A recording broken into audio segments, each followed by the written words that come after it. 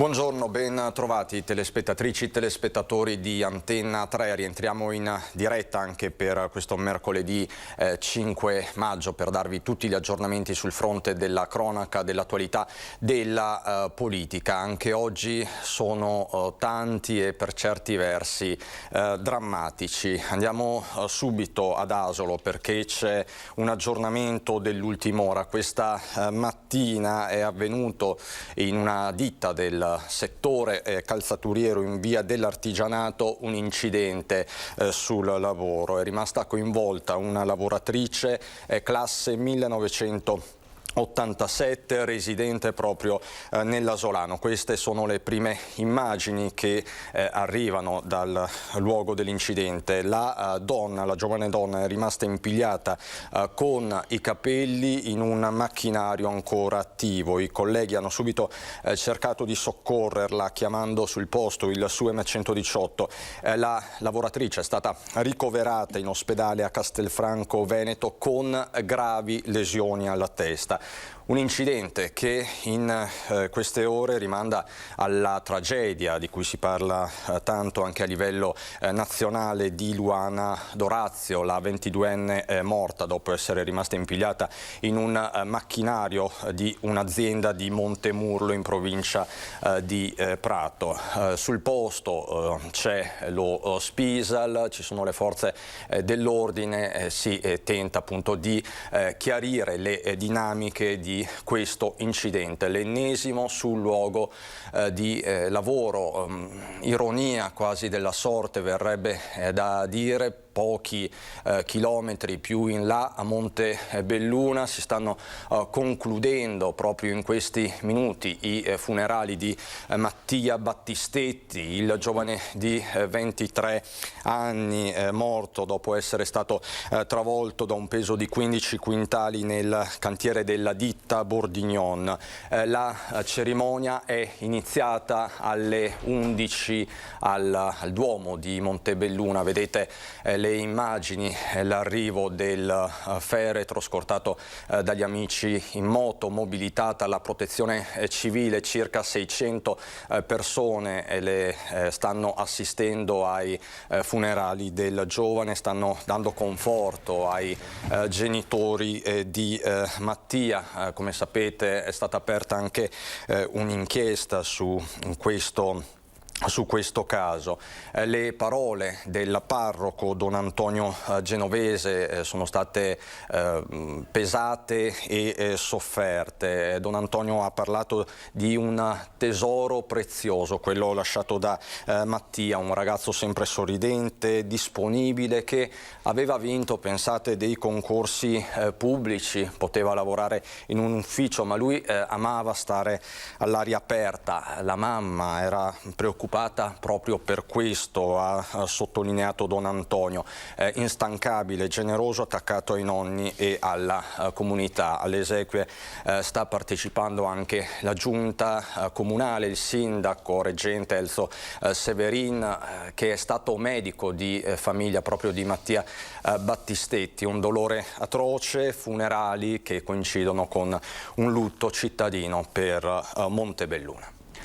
Torniamo poi ad occuparci di cronaca, c'è ancora molto da dire, però preme anche la vita politica e amministrativa. Ci sono delle buone notizie finalmente sul fronte del turismo. Sappiamo quanto le associazioni di categoria del turismo veneto stiano chiedendo in questi giorni chiarezza. Ieri sono arrivate parole ferme e decise da parte del Premier Draghi nel corso di una conferenza stampa per il G20 preliminare rispetto a una riunione dei ministri del turismo. Sentiamo i passaggi fondamentali del discorso di Draghi. Noi siamo nuovamente pronti a ospitare il mondo. Le nostre montagne, le nostre spiagge, le nostre città e le nostre campagne stanno riaprendo. Alcuni settori sono destinati a restringersi, ma ad altri a crescere. E io l'ho già detto altre volte, non ho dubbi che il turismo in Italia tornerà forte come prima e più forte di prima. Nel frattempo il governo intende offrire un sostegno, non mi piace, un aiuto all'industria turistica che ha avuto tanto danno da questa chiusura così prolungata e naturalmente l'industria turistica figura prominente nel piano nazionale di ripresa e di resilienza. Veniamo all'immediato futuro. Noi dobbiamo offrire regole chiare, semplici, per garantire che i turisti possano venire da noi e viaggiare in Italia in sicurezza. A partire dalla seconda metà di giugno il certificato verde sarà pienamente operativo all'interno dell'Unione Europea. Grazie al Pass, i turisti saranno in grado di spostarsi da un paese all'altro senza quarantena, a patto che possano dimostrare di essere guariti dal Covid, di essere vaccinati o di essere negativi ad un tampone. Queste sono le condizioni che normalmente si richiedono nel Green Pass. In attesa del certificato europeo, che ci auguriamo venga il più presto possibile, il governo italiano ha introdotto un pass verde nazionale che permetterà alle persone di muoversi liberamente tra regioni e che entrerà in vigore a partire dalla seconda metà di maggio. Quindi non aspettiamo la seconda metà di giugno per avere quello europeo, già dalla seconda metà di maggio i turisti potranno avere quello italiano. Quindi il Premier ha fissato delle date dalla seconda metà di maggio, pass nazionale per muoversi tra regioni, siamo nuovamente pronti a ospitare il mondo e dalla metà di giugno ci sarà il Green Pass europeo, parole che le associazioni economiche volevano sentire da tempo. Adesso ci sono i commenti, le reazioni a caldo sono positive anche da parte del mondo turistico veneto. Ci sono poi i fatti interni relativi all'emergenza Covid e alla gestione dell'emergenza Covid. Ieri la nostra lunga diretta dedicata alla 5ª Commissione Sanità che doveva fare il punto sulla gestione della seconda ondata pandemica, commissione richiesta dalle forze di opposizione in Consiglio regionale. Ha parlato Zaia, ha ripercorso un anno di emergenza, hanno parlato poi i tecnici, dalla dottoressa Francesca Russo alla dottoressa Antonia Ricci, direttrice dell'Istituto Zooprofilattico, che hanno smontato per certi versi lo studio delle polemiche, quello del professor Crisanti. Se n'è riparlato ieri sera a Ring, la trasmissione di prima serata con Ferdinando Avarino, dove c'è stato uno scontro molto forte tra Vanessa Camani, consigliere del Partito Democratico, e Gian Antonio D'Arè, europarlamentare della Lega. Vediamo il passaggio. Abbiamo assistito a uno schieramento di 9 tecnici che avevano da svolgere un tema. Non tanto cerchiamo di capire cos'è accaduto, ma come possiamo accusare Crisanti. Già questo a me ha fatto un po' sorridere, nel senso che io non sono l'avvocato di Crisanti di difesa, è ridicolo che ci siano gli avvocati dell'accusa seduti spacciati per tecnici della regione. Detto questo, noi non abbiamo fatto altro che ripetere al Presidente Zaia quello che già avevamo detto allo stesso Presidente a dicembre. Caro Presidente, con 2000 morti in questa regione, ci facciamo una domanda. Dobbiamo correre ai ripari. Capito. E c'erano alcune cose da fare subito, a partire dalle restrizioni. Invece il Presidente Zaia, un po' perché doveva dimostrare di essere il più bravo, un po' perché per ideologia politica, come il suo capo Salvini, fa preferire, preferisce la questione economica alla questione sanitaria, ha scelto di tenere tutto aperto e a nostro giudizio questo ha influito. Questa è la nostra tesi, evidentemente D'Arè ne ha un'altra e mi spiegherà D'Arè se non è questa la verità. Mi spieghi D'Arè perché nella seconda ondata sono morte migliaia di persone in più. Ve l'hanno spiegato i tecnici, ve l'ha spiegato lui. Vi hanno umiliato, vi hanno umiliato oggi siete stati umiliati. Perché voi avete sempre la questione politica, avete detto prima perché era sempre in televisione, per cortesia, se no non capiamo, ma fate tutti. Ma avete fatto una pessima figura, come sempre, voi dovete appellarvi a Report per poter esistere, perché se no non esistete. E questo è il problema. Voi avete Zaia e non lo potete vedere. Mi dispiace, fatevene una ragione. Oggi il secondo round, molto probabilmente, perché alle 12:30 il governatore Zaia torna a Marghera e ci saranno ovviamente ulteriori reazioni a un pomeriggio o sera particolarmente accaldato a Palazzo Ferrofini, sede del Consiglio regionale, dove tra l'altro nottetempo c'è stato un raid vandalico. Lo possiamo vedere dalle immagini, sono stati imbrattati i motoscafi del Consiglio regionale con varie scritte, ovviamente non ve le riferisco apertamente, quindi questa è la situazione che probabilmente racconta anche di una situazione abbastanza forte dal punto di vista politico, sicuramente tesa. Vi do anche un aggiornamento ormai in tempo reale da Montebelluna, perché è uscito il feretro di Mattia Battistetti, lo possiamo vedere, i funerali del ragazzo morto giovedì scorso in un tragico incidente sul lavoro. Oggi Montebelluna ha proclamato il lutto cittadino, centinaia le persone presenti a regolare il flusso nel pieno rispetto delle normative anti-Covid, anche la protezione civile. Vedete ovviamente il corteo mesto, non potrebbe essere altrimenti, dei familiari e degli amici di Mattia. Ma la cronaca è stata contrassegnata da tanti lutti in quest'ultimo periodo.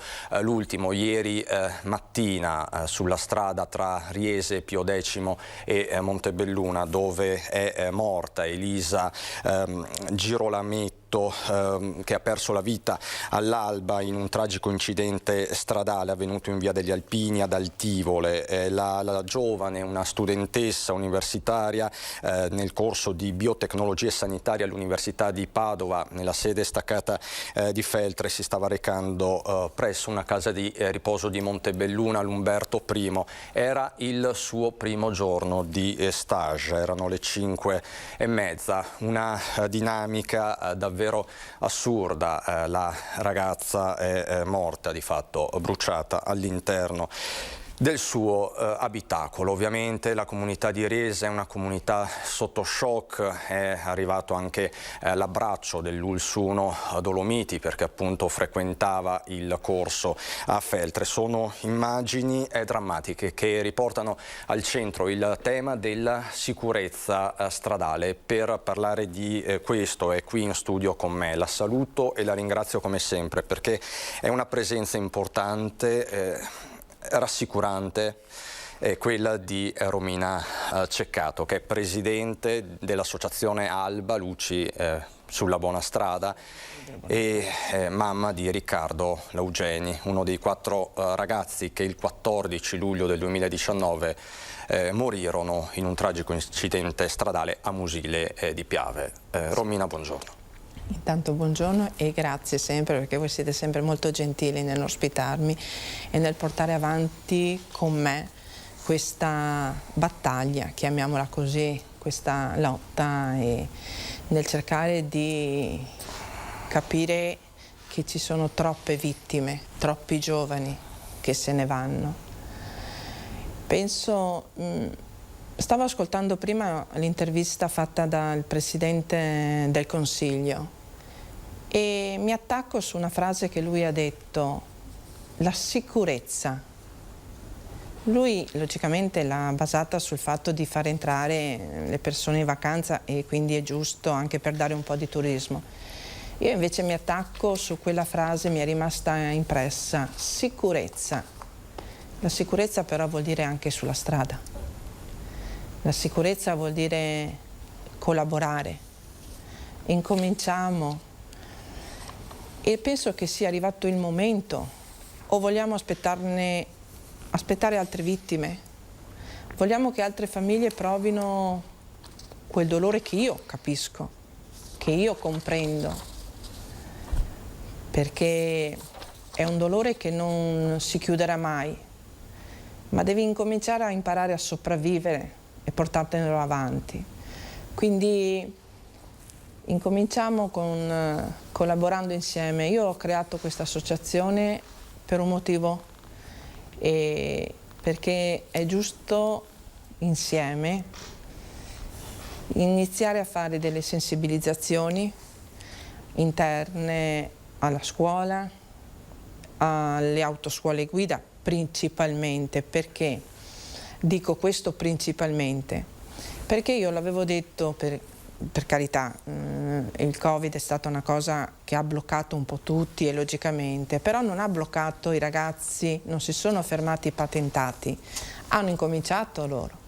Quindi per loro prendere la patente e mettersi in strada era come una strada libera. Adesso logicamente c'è l'apertura e quindi si incominciano un po' a vedere un po' più di movimento. E io faccio sempre un paragone quando parlo con alcune persone, dico sempre adesso c'è l'eccitazione, come avere un ormone a 1000 che ti parte e ti senti di dover liberarti un po', anche perché se no andavi via di testa. Però c'è una cosa, che loro sono convinti di saper guidare, ma è giusto, è normale, perché ogni ragazzo, spiegano a un ragazzo di 20 anni che cosa hanno in mano se nessuno gliel'ha mai spiegato, non gliel'ha mai fatto capire. Però bisogna incominciare a lavorare su questo, incominciare a mettere in sicurezza le strade, incominciare a sensibilizzare e a cambiare alcune leggi. Io dico sempre, come ci siamo anche sentite noi e come molte volte parliamo quando ci troviamo, l'associazione Alba non è nata per fare dinamiche, se è giusto, se è colpa sua, se è colpa di un altro. L'associazione Alba è nata per sensibilizzare, per promuovere iniziative, per mettere in sicurezza, collaborando con le istituzioni, le strade, per cambiare o modificare alcune leggi, perché logicamente non è che arriva Romina, certo, e si cambia tutto, no. Però ci lamentiamo sempre, diciamo il governo fa, ma incominciamo noi da piccoli. Però lei dice non arriva Romina, però in realtà qualcosa si è mosso da quando lei ci ha messo la faccia, perché bisogna dirlo, e un'ultima buona notizia arriva dal comune di San Donà. Sì. L'altro giorno il sindaco di San Donà mi ha contattata dicendomi che in un consiglio comunale hanno deciso di stanziare un tot per mettere in sicurezza le strade del proprio comune e di poter collaborare con loro e insieme anche alla polizia municipale e tutto quanto nella sicurezza, nel vedere le strade quali sono più pericolose o no. La stessa cosa mi è stata anche chiesta, con la presenza della città metropolitana, dal sindaco di Musile, città di Musile, la dottoressa Silvia Susanna. Anche lei mi ha fatto questa richiesta di collaborare con i vigili appunto urbani per queste cose. Quindi io chiedo, ci sono già piccoli passi, incominciamo a unire tutte le forze, che penso che tutti insieme, faccio un esempio stupido perché io non è che sono brava come voi e quindi non sono esperta in molte cose, dico sempre, se noi seminiamo bene la terra, seminiamo bene, annaffiamo e concimiamo e tutto quanto, crescerà un bel albero. Quindi l'esempio che voglio fare è che se noi dal piccole amministrazioni, piccole sensibilizzazioni, collaborazione, piano piano arriviamo anche al punto più alto, dove ci serve arrivare, che sono i parlamentari loro. che devono modificare e prendere atto di questo. Tra l'altro, nelle scorse ore la Fondazione Think Tank del Nord-Est, una delle più prestigiose, ha chiesto di aggiornare le priorità di intervento sull'A24, soprattutto sul tratto tra Sandona di Piave e Portogruaro. Dicono che appunto sia tra i tratti più difficili, pericolosi a livello nazionale, quindi chiedono un confronto con la Regione del Veneto, Autovie e tutte le istituzioni proprio per lanciare un messaggio chiaro, insomma. È vero. Anche questo è importante, significa che infatti, la sicurezza stradale... Sto facendo qualcosa di buono? Esatto. No, sono vite, sono persone che magari adesso hanno bisogno di capire quanto è importante quello che hanno in mano. Certo. E quindi sono famiglie che poi si trovano distrutte, ma la cosa che io non voglio assolutamente, che mi è successa ieri mattina, dopo che ci siamo sentiti e contattato appunto questa notizia di questa ragazza, sentire delle mamme, dei papà, dire: io ho paura di far fare la patente a mio figlio o a mia figlia. Questo non è un messaggio positivo. Non dovrebbe essere così. Romina, la fermo solo qualche istante, abbiamo la pubblicità e poi anticipiamo un'iniziativa di sabato. A fra poco.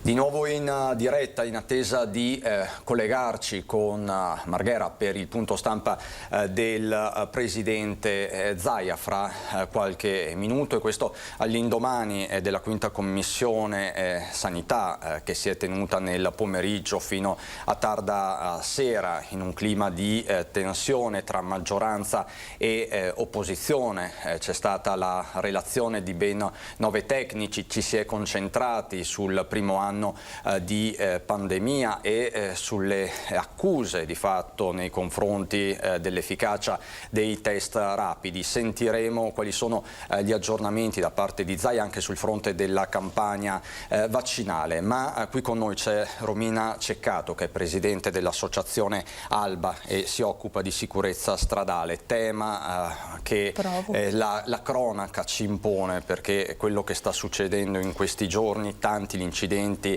tanti i morti, forse troppi, sempre troppi sulle strade.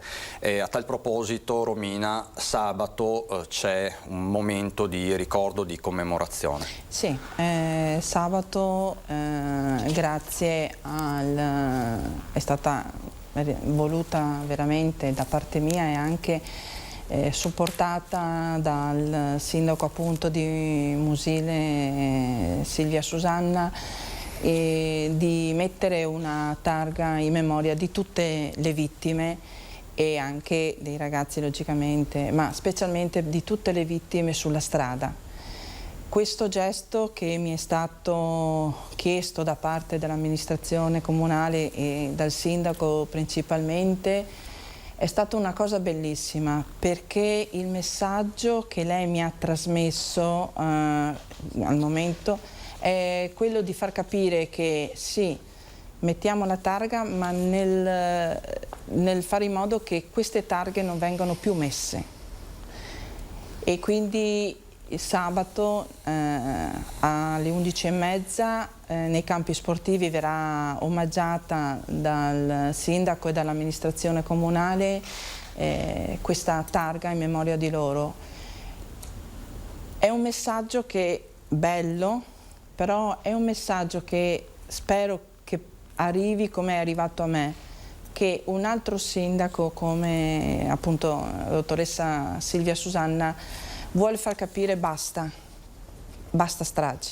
E ci saranno comunque tanti amministratori da Venezia, da Treviso, perché lei ha accolto diverse adesioni. Ci saranno molte persone anche che rappresentano la sicurezza come vigili, carabinieri, pompieri. collaboriamo insieme per piacere, perché stiamo iniziando, basta vite che se ne vanno e basta sofferenza. E siamo sempre in attesa appunto di collegarci con Marghera. L'impressione, tornando al discorso di prima, è che questa pandemia ci abbia un po' fagocitato, quindi abbiamo perso di vista alcune tematiche importanti, sicurezza sulle strade ma anche sicurezza sul lavoro, perché oggi appunto stiamo raccontando anche questi funerali, c'è questo nuovo incidente ad Asolo. Io dico, bisogna ripristinare forse una scala di priorità. Allora dico sempre una cosa, io rispetto questo problema che era sicuramente importante, mancherebbe altro, però non abbiamo preso in considerazione, come dico, che piano piano in qualche maniera lo avremmo anche risolto magari, però non abbiamo cercato di prevenire quello che abbiamo messo in un angolo, come la sicurezza sulla strada, gli incidenti sul lavoro. Allora, non siamo mai in ritardo se veramente ci crediamo a qualcosa, quindi uniamo per favore le forze, incominciamo veramente a fare qualcosa. Come ho detto sabato, quella richiesta fatta appunto dal sindaco di Musile di Piave è un messaggio che deve essere come basta vite che se ne vanno, come quello che ha fatto il sindaco di San Donà, contribuisco con mettere in sicurezza, come il sindaco di Spresiano. Penso che se uniamo tutti quanti insieme le nostre forze, allontaniamo un po' la paura di noi genitori, perché poi gliela trasmettiamo ai nostri figli che vanno in macchina. E la paura certo non è una buona compagna di viaggio. Tra l'altro in questo periodo si sta parlando tantissimo di recovery plan, risorse per vari tipi di infrastrutture. Forse bisognerebbe dedicare qualcosa anche alla sicurezza stradale, bisognerebbe forse prevedere un piano straordinario per la sicurezza stradale. Io dico, prima c'era l'incidente dell'altro giorno, basta un guardarai? Basterebbe questo. Signora Romina, la ringrazio. No, ringrazio voi. Grazie per il messaggio. È arrivato il presidente Zaia proprio in questo istante. Ci colleghiamo con Marghera. Tutto il tema delle commissioni. Allora, inizierei subito con il bollettino. Tamponi molecolari 5.068.508, test rapidi 4.412. Il totale sono 9.480.000. I positivi sono 745 nelle ultime 24 ore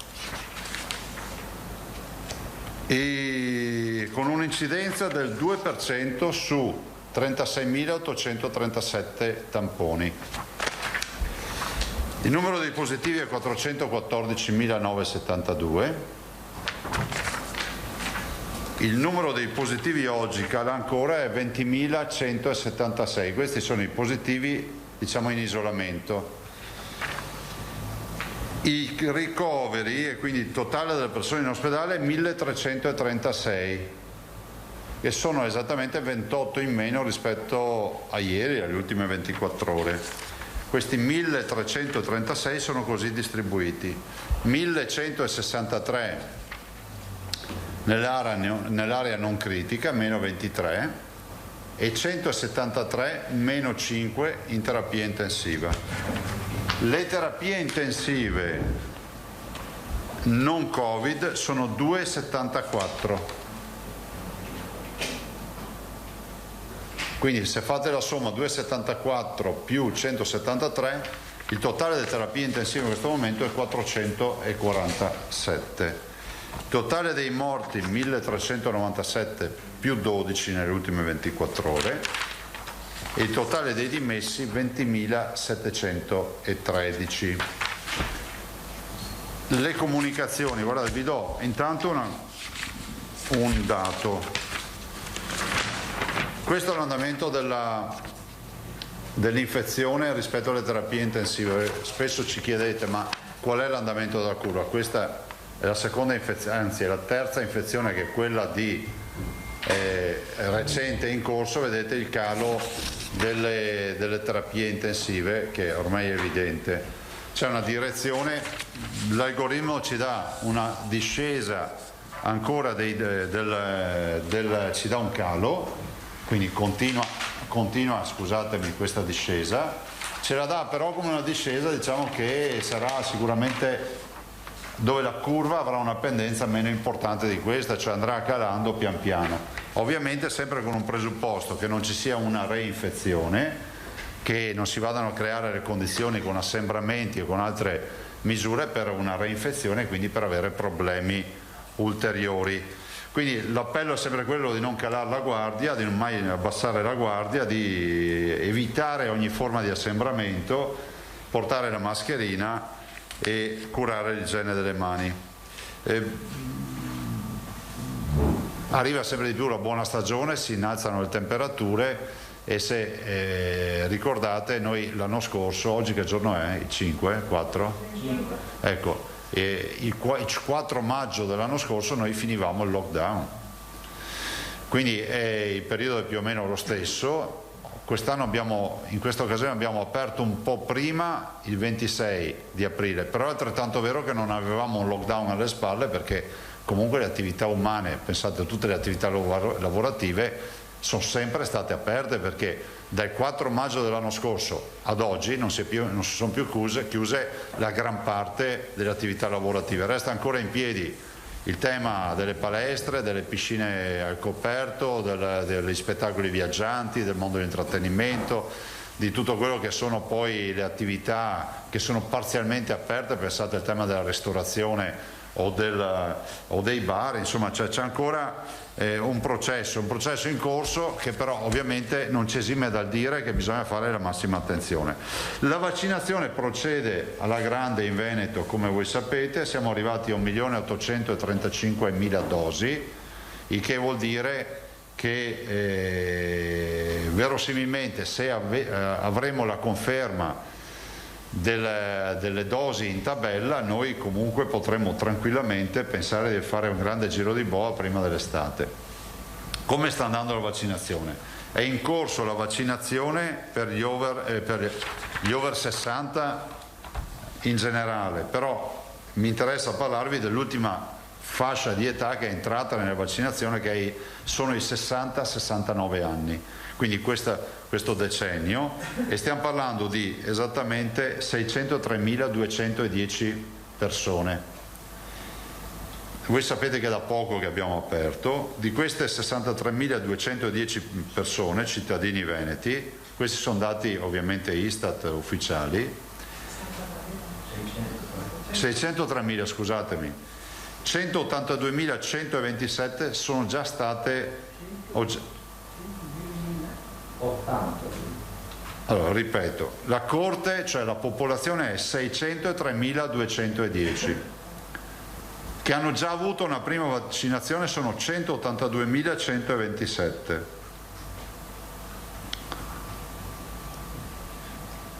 Ad oggi di prenotati ne abbiamo 176.191. Vi dico questi 4 dati per farmi un ragionamento. Di prenotazioni libere ne abbiamo 52.018. Allora, la prima considerazione è questa, che tra i vaccinati 182.000 e coloro che si sono prenotati, noi comunque rispetto alle previsioni passiamo il 60% di 60-69 vaccinati. Qual è il tema che pongo oggi e che lo porranno anche domani i direttori generali in una conferenza stampa? Abbiamo 52.018 spazi in agenda che ad oggi non sono occupati e sono a valere da questo istante. Ne abbiamo pensato 1 migliaio più o meno nella giornata di oggi al 19 di maggio. Cosa vuol dire? Vuol dire che faccio appello a tutti gli over 60, arriviamo fino ai 111 anni, ma per carità è stata anche vaccinata la nostra cittadina ai 111 anni, ma dico soprattutto a coloro che hanno dai 60 ai 69 anni e comunque coloro che sono in questa età di vaccinazione, di provvedere quanto prima, se hanno deciso di vaccinarsi, a prenotarsi, perché non escludo che questa sia l'ultima chiamata tra oggi e domani. Dopodiché apriamo una nuova categoria vaccinale. Uno può dire: a me cosa interessa? Interessa perché nel momento in cui tu ampli la popolazione, finisce poi che magari il sessantenne che ha più diritto o il settantenne che ancora non si è vaccinato, fra l'altro i settantenni sono già il 72% di risposta vaccinale, quindi sono già assolutamente abbondantemente vaccinati. I sessantenni, il settantenne rischia di trovarsi in un mare magnum di cinquantenni è un mare magnum imponente, e quindi faticherà molto a risalire la corrente per riuscire a vaccinarsi. Allora noi vorremmo evitare che si crei poi questa difficoltà, perché non siamo in grado poi di garantire corsie preferenziali, perché la vaccinazione funziona così. Noi anche oggi, se vi interessa, le ultime 24 ore abbiamo fatto 41.688 vaccini. Si sta vaccinando tanto in Veneto. Se ci fossero ancora, anche qui voglio spiegare, non è che quando ne facevamo 9.000 al giorno li facevamo perché non avevamo organizzazione, non c'erano i vaccini. Adesso stanno arrivando i vaccini, secondo le tabelle che ci sono state date ancora a gennaio, febbraio, ne arriveranno sempre di più, quindi noi siamo pronti. Quindi faccio appello a chi ha più di 60 anni, in particolar modo la classe 60-69, di provvedere urgentemente a prenotarsi se hanno deciso di vaccinarsi. Se non hanno deciso non serve che lo facciano, però si sappia che poi se apriamo in maniera anticipata un'altra fascia d'età, e sarà così, finirà che poi vanno in una come si può dire, in una massa di persone molto più importante, quindi sarà più difficile garantire la priorità a chi è più anziano. Voglio ricordare anche che da oggi, anzi da queste ore, la prenotazione in virtù del fatto dell'intervento del garante della privacy prevede non solo il codice fiscale, ma anche l'introdurre nella schermata. Voi sapete che noi abbiamo un modello di prenotazione, ci si mette 30 secondi per prenotarsi, c'è un campo in più dove si inseriscono le ultime 6 cifre della tessera sanitaria. Questo ci è stato detto per evitare che qualcuno si costruisca il codice fiscale e va a fare hackeraggio, intasare disservizi, creare confusione, magari creare problemi ai singoli cittadini che poi non riescono più a prenotarsi. Quindi da oggi troverete, già da stamattina, troverete le 6 cifre da inserire, sono le ultime 6 cifre della tessera sanitaria. Sul fronte vaccini voglio ricordare, siccome oggi ce n'è già 1 migliaio di posti, faccio appello, se non ci sono sessantenni, che ci sono coloro che hanno malattie rare, disabili, legge 104, vulnerabili, conviventi e caregiver, che possono assolutamente prenotarsi. E i direttori stanno anche cercando di chiamare in base alle liste che abbiamo, per cui non sarà un problema, però noi vogliamo fare in modo che la nostra programmazione non abbia neanche una sbavatura, se possibile. E considerate che anche però su queste categorie, devo dirvelo, vi ricordate quanto abbiamo discusso le settimane passate? C'è un po' di stallo, nel senso che la ULS 8 stamattina mi diceva che aveva 270 posti a disposizione e alla fine, trascinando giorno dopo giorno, ne ha fatti meno della metà, e così anche altre ULS. Cioè anche queste categorie ormai sembra siano arrivate forse a un punto di stallo. Probabilmente c'è anche un altro aspetto però, che sulle vulnerabilità, sulle fragilità, molti erano degli over 60, quindi non vengono pescati in una categoria, ma ce li ritroviamo già vaccinati perché magari avevano 70 anni e quindi loro si sono comunque incanalati con la prenotazione col loro codice fiscale direttamente sulla loro fascia d'età, e quindi bypassando la selezione per categoria diciamo, di vulnerabilità. Però al di là di questo, oggi il tema è chiaro. Ultimo appello ai 60-69, a chi ha più di 60 anni, perché garantiremo, diciamo, ai blocchi, riserviamo i blocchi a queste fasce d'età, dopodiché dovremo aprire, perché poi, come avete visto, avete imparato, raggiunto a un certo punto si va in stallo, cioè si continua a vaccinare ma molto più lentamente, e vaccinando più lentamente, facendo 40-50 mila vaccini al giorno, tu non hai modo di coprire tutta la vaccinazione. Ci stiamo muovendo anche con le aziende, pensando di organizzarci anche su quel fronte. Devo dire che ci sono aziende addirittura molto disponibili che si sono offerte addirittura di vaccinare in base alle fasce di età cittadini non loro dipendenti, e questo è un merito che va riconosciuto a queste aziende, poi vi diremo quali sono. Basta, non aggiungerei altro, insomma si sta andando avanti. Abbiamo oggi un magazzino vi do il numero esatto così ce l'avete. In questo momento abbiamo 190.000 vaccini, dosi, dovrebbero arrivare domani 29.000 dosi di AstraZeneca, di Moderna, e stiamo anche accantonando perché abbiamo i richiami di AstraZeneca e si va avanti, insomma si va avanti. Considerate che adesso mediamente pian piano dovrebbero aumentare, c'è questa fornitura, definiamola tabellare in questo momento, di circa 30 milioni di dosi per giugno, che potrebbero ovviamente dare la svolta per una vaccinazione di massa, dove c'è una persona decide in farmacia o in un'azienda aperta piuttosto che in un centro vaccinale, quindi con l'apertura, diciamo, a più fasce d'età. Però in questo momento devo dirvi che ho bisogno del vostro aiuto per l'appello agli over 60. Facciamo gli auguri al signor Angelo Peressini, che oggi compie, anzi non compie 103 anni, è di 103 anni, che è ricoverato in ospedale, ci ha chiesto di essere salutato, lo facciamo volentieri, però ci hanno anche detto che lo dimetteranno, per cui si è già vaccinato, e quindi ci fa piacere ricordare questo nostro veneto di 103 anni che ci teneva. E ieri ha compiuto gli anni un'altra signora di 102 anni, Maria Battistella di Breganza, e le facciamo gli auguri. Prego per le domande. Scusate, ma io non ho molto tempo. Con la preghiera appunto di essere possibilmente sintetici, buone, colpi belli, vantanza al naso, per ora così. Buongiorno Presidente, allora rapidissimo. 60-69 anni che non si prenotano, è un problema legato a AstraZeneca? No, è un problema che a nostro avviso sarà sempre più evidente nell'abbassare l'età, perché ci sarà un graduale abbandono. Cioè, se tu continui a dire che un ventenne non ha problemi col Covid, capisci che non puoi arrivare al 100% delle vaccinazioni. Se dici che i ventenni vengono tutti colpiti duramente dai Covid, ci sarebbe la coda dei ventenni che vuole vaccinarsi.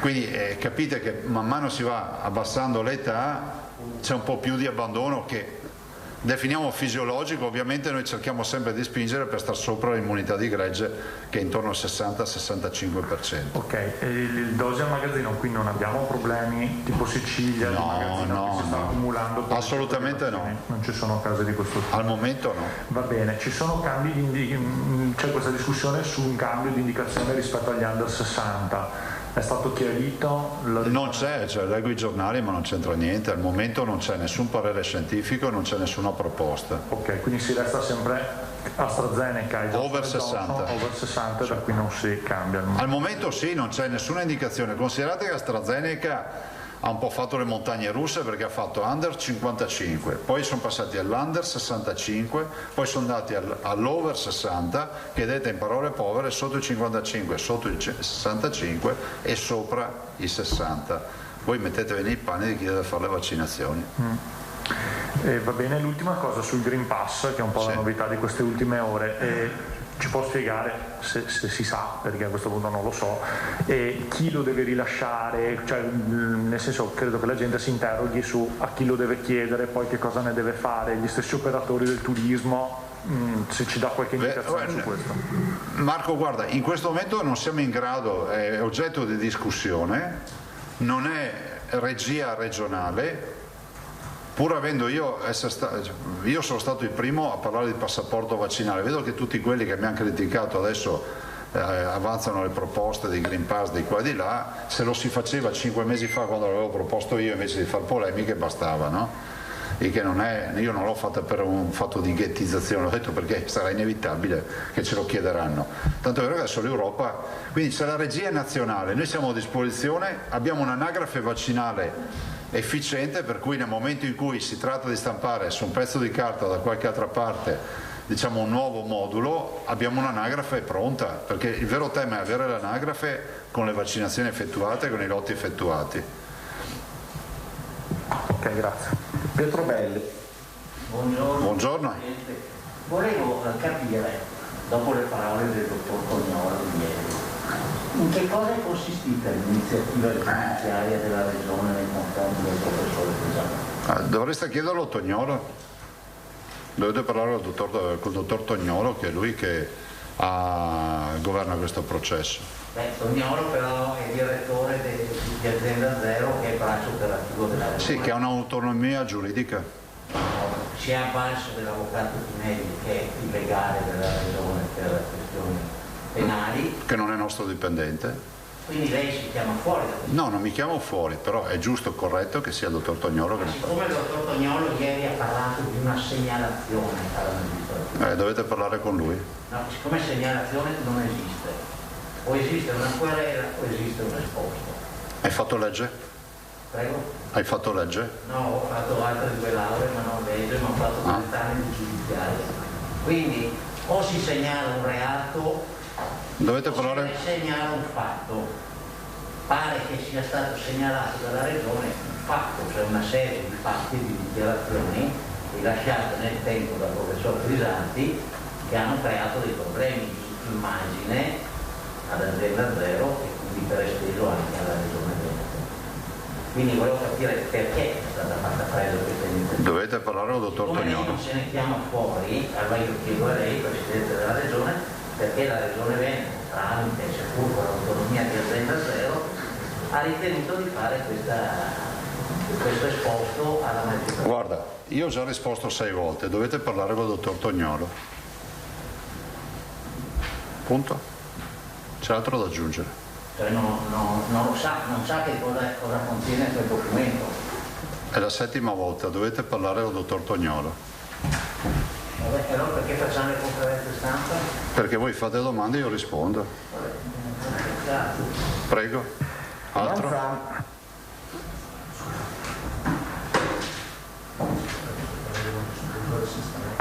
Buongiorno Presidente. Ieri mi pare sia arrivata una nota del commissario del generale Figliuolo in merito alla vaccinazione, ribadendo che la priorità ce li hanno gli anziani e poi ovviamente le categorie fragili. Sì. Quando lei prima diceva corsia, abbiamo posti liberi per anche gli accompagnatori e i familiari conviventi. È una domanda che l'abbiamo già posta, ma visto che ci sono posti liberi, si rispetta sempre l'ordine di età, la fascia di età, oppure sono libere? E in questi giorni? Sì, quelle di cui lei parlava prima. No, si cerca di agevolare ovviamente quelli che sono in lista, quindi andando fuori anche dalla fascia di età per poter evitare che questi 52.000 posti a disposizione, se non vengono occupati immediatamente dai sessantenni, siano comunque posti che diamo con priorità, diciamo, in queste ore, per capirci. Tanto è vero che stanno telefonando le diverse ULS per poter magari recuperare qualche altra prenotazione. Quindi uno, anche se ha 40 anni e fa l'accompagnatore, il caregiver può prenotarsi. Sì, considerate, attenzione, considerate che questo è un contatto che avverrà direttamente dall'ULS, forse mi sono spiegato male prima io, le ULS cominceranno, stamattina ho iniziato a chiamare. Attenzione che noi non abbiamo un buco. Cioè, considerate che adesso io non ho la tabella, ma su 42.000 mi sembra vaccinazioni che sono previste su domani ne mancano un migliaio rispetto al nostro target. Cioè non è che stiamo parlando di una voragine e sicuramente si chiuderà bene, però giustamente visto che ci sono questi spazi occupiamoli. Invece una domanda che riguarda la seduta di ieri della quinta commissione. Lei è stato esaustivo, avete parlato per 9 ore complessive. Sì, tra ti dico, preferirei non parlare più di questo argomento. Vabbè, io glielo chiedo. Prego. Col senno di poi, visto tutto quello che è successo e con tutta l'analisi che avete fatto, tornando indietro, lei autolimiterebbe la Regione Veneto, nel senso proclamerebbe l'arancione o il rosso come avevano fatto altre regioni? No, ne ho già parlato ieri, basta. L'ho detto 3 o 4 mila volte ieri, perdonami. Ho anche chiesto che mandino il mio verbale in procura. Perché c'è altro? Salnaso, se Aldo ha finito, sì. Il collega Pietrovelli mi ha rubato la domanda e non vorrei essere antipatico per tornare sulla stessa questione, perché la collega Cristina Genesin, che si occupa di cronaca giudiziaria, mi ha inviato appunto l'articolo che ha scritto qualche giorno fa in riferimento appunto al caso giudiziario tra l'azienda Zero e il professor Crisanti. Allora non è che noi ne vogliamo fare una questione di vita o di morte, ci interessa però capire fondamentalmente perché come dire, il Veneto in questo momento ha un'immagine negativa all'estero e su scala nazionale, perché sembra che il professor Crisanti sia stato querelato per diffamazione, quando questo lui sostiene invece di aver esercitato fino in fondo il suo diritto dovere di clinico. Bene, allora ieri sera, come ha detto ieri lei, il dottor Toniolo ha spiegato che non esiste una querela, però qui in questo articolo si fa riferimento ad una delibera adottata il 12 gennaio 2021 dal direttore generale e di Azienda Zero, a quel tempo era la dottoressa Simeonato, in cui si dava l'incarico appunto di, adesso non le leggo i contenuti precisi, ovviamente il nome del professor Crisanti in questa delibera non compare, però esiste nel dettaglio, appunto dopo aver acquisito il parere del professor Pinelli, la richiesta depositata in procura per verificare se ci siano, come dire, ipotesi di reato diffamatoria, cosa che era già stata sostenuta precedentemente dal professor Pinelli. Allora io penso che se, come ieri ha detto lei, non ha mai avuto un atteggiamento ostile nei confronti del professor Crisanti, lei lo ha ribadito più volte e tutti gliene danno atto, fare chiarezza su questa vicenda secondo me sarebbe un atto utile, come dire, non solo al dibattito politico, che a noi può interessare meno, ma alla verità scientifica dei fatti, perché l'immagine del Veneto ne verrebbe ampiamente rivalutata secondo me, perché vedere che il professor Garattini, che è uno dei più grandi farmacologi in Italia, no? Prendere difese di un medico che lavora a Padova su questa vicenda, ovviamente io guarda, ti evito anche di consumare ossigeno prezioso. No, perfetto. Cioè, non ho altro da aggiungere su questa vicenda. Quindi noi possiamo dire che la querela non c'è, perché mi sembra che il dottor Toniolo l'abbia detto chiaramente ieri sera. E quindi, io non ho altro da aggiungere. Perfetto. E quindi questa delibera è un atto, come dire... Non ho altro da aggiungere. Va bene, perfetto, bene. Sulla vicenda invece di cui abbiamo scritto oggi... Cosa avete scritto? No, i colleghi, ovviamente è una notizia che riguarda Treviso. Lì c'è stata una infermiera che appunto non ha inoculato appunto... Cioè è giusto fare chiarezza. Ecco, appunto. E finché non è fatta chiarezza è giusto rispettare le parti. Nulla da dire. E quindi ci rimettiamo nel magistrato, so che è stata fatta una denuncia. Mi fermo lì perché non conosco la vicenda. No, però immagino che lei non può conoscere la vicenda. Resta comunque il dato che il governo ha fatto una direttiva in base alla quale medici obiettori e infermieri obiettori dovrebbero essere, come dire... Vabbè, io non ho... No, scusami. No, avete quantificati quanti sono quelli che dovrebbero... Però perdonate una roba, anche perché quando parlate delle persone dovete avere coscienza che siano delle persone, no? Che sono delle persone. Avete la certezza che è una persona che ha un Novax, questa signora? Nessuno dice e allora lasciate lavorare la magistratura e vedremo da che parte sta la ragione, non ve lo so dire. Perfetto, rispetto a questo caso, rispetto invece al problema più generale, che è quello come dire, del trasferimento ad altro incarico di medici e infermieri che dichiaratamente hanno manifestato la loro contrarietà. Questo è previsto dal decreto. È un censimento che avete avviato, possiamo sapere quanti sono in linea di... Non vi so dire i numeri, però è un lavoro che è stato fatto. So che comunque le ULS hanno anche avviato come previsto per legge come si dice, cioè, non mi viene in mente la parola, hanno avviato la chiamata, quindi hanno avviato la chiamata, quindi formalmente per tutti coloro che ancora non sono vaccinati. Poi c'è chi non è vaccinato per delle motivazioni sostenibili, altri perché hanno avuto il Covid e qualcuno magari perché non vuole vaccinarsi. La legge è chiara, dice che devono essere ovviamente sollevati dall'incarico, cioè sarà quello, si applicherà la legge. Certo, comunque questo è un caso isolato che è stato, come dire, è bene aspettare che la magistratura faccia il suo corso, mi pare di capire, va bene? Ma sì, su questo caso, guarda, ho letto anch'io, è un fatto di cronaca che a dire la verità, ho letto l'agenzia ancora ieri quando è uscita, però mi sembra un caso talmente strano che sarei lì ad attendere di verificare. Ovviamente c'è la verifica, no, cioè, si può fare nel tempo, ma si può fare. Bene, vuole che parliamo di altri temi oppure no? Guardate, io ho la conferenza dei presidenti purtroppo. Allora faremo domani, va bene. Prego. Moscati e Guidone. Velocissima. Buongiorno. Lei, Presidente, buongiorno. Lei quando si vaccina è arrivato il suo turno? No, non è arrivato il mio turno. Cioè, quando apriranno ai cinquantenni? Sì, ma non è arrivato, al momento noi no, ma infatti avrà una previsione, perché così vuol dire che quando si aprirà, è una doppia domanda, quando si Ve l'ho aprirà... detto prima all'inizio, cioè se non abbiamo ancora risposta importante dalle prenotazioni degli over 60, dovremo aprire prima, o meglio apriremo prima, diciamo un'altra fascia d'età. Fra qualche giorno, per cui... Ce l'ho detto prima, ho detto qualche giorno, adesso vedremo di capire, sì. Va bene, prego. grazie. Grazie a lei. Guidone. Sì, buongiorno Presidente. Volevo chiedere questo. Oggi Federpharma ha comunicato che si potranno fare 200.000 vaccini al giorno in farmacia. Ecco, volevo chiederle, per quanto le risulta, qual è la situazione in Veneto, quali sono gli accordi che sono stati presi con i farmacisti.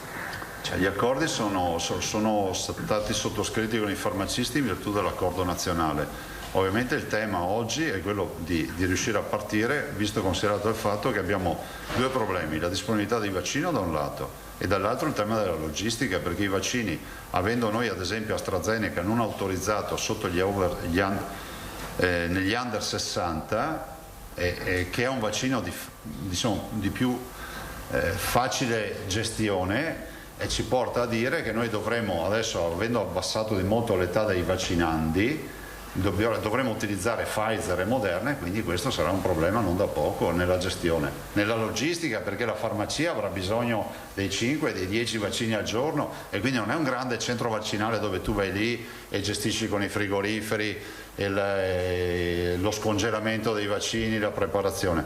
Quindi questo forse è il grande limite. Avere oggi un vaccino gestibile come l'antinfluenzale ci permetterebbe di vaccinare molto di più.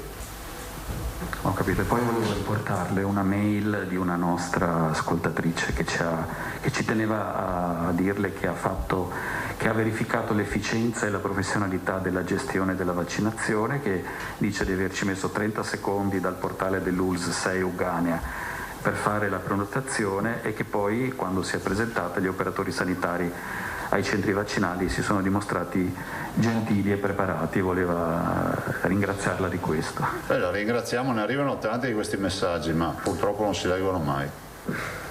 Prego, altro? Un'ultima Vanzan, se ho capito bene? Sì, grazie, perché mi chiedevano adesso dalla redazione, sono arrivate delle richieste per i fragili, per i vulnerabili, quelli che non sono ancora contemplati nell'elenco dei vaccinandi, tipo chi ha problemi respiratori polmonari, asmatici cronici, eccetera. Che è quella famosa lista. Avete indicazioni a livello nazionale oppure si arrangia ogni ULSS? Non abbiamo ancora indicazioni. Però io non voglio essere impreciso, perché qui è una comunicazione delicata. Se potessimo oggi pomeriggio darti un aggiornamento tramite l'assessore mi andrebbe meglio, però non abbiamo comunicazioni nazionali su questo.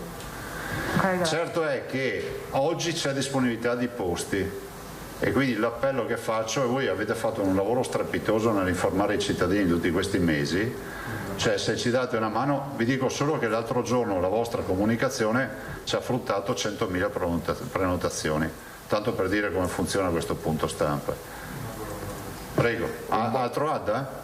Un bonnet, mentre chiedo a Anda se mi formuli il quesito poi... Sì, ma direi anche di chiarire bene l'aspetto delle telefonate dei direttori.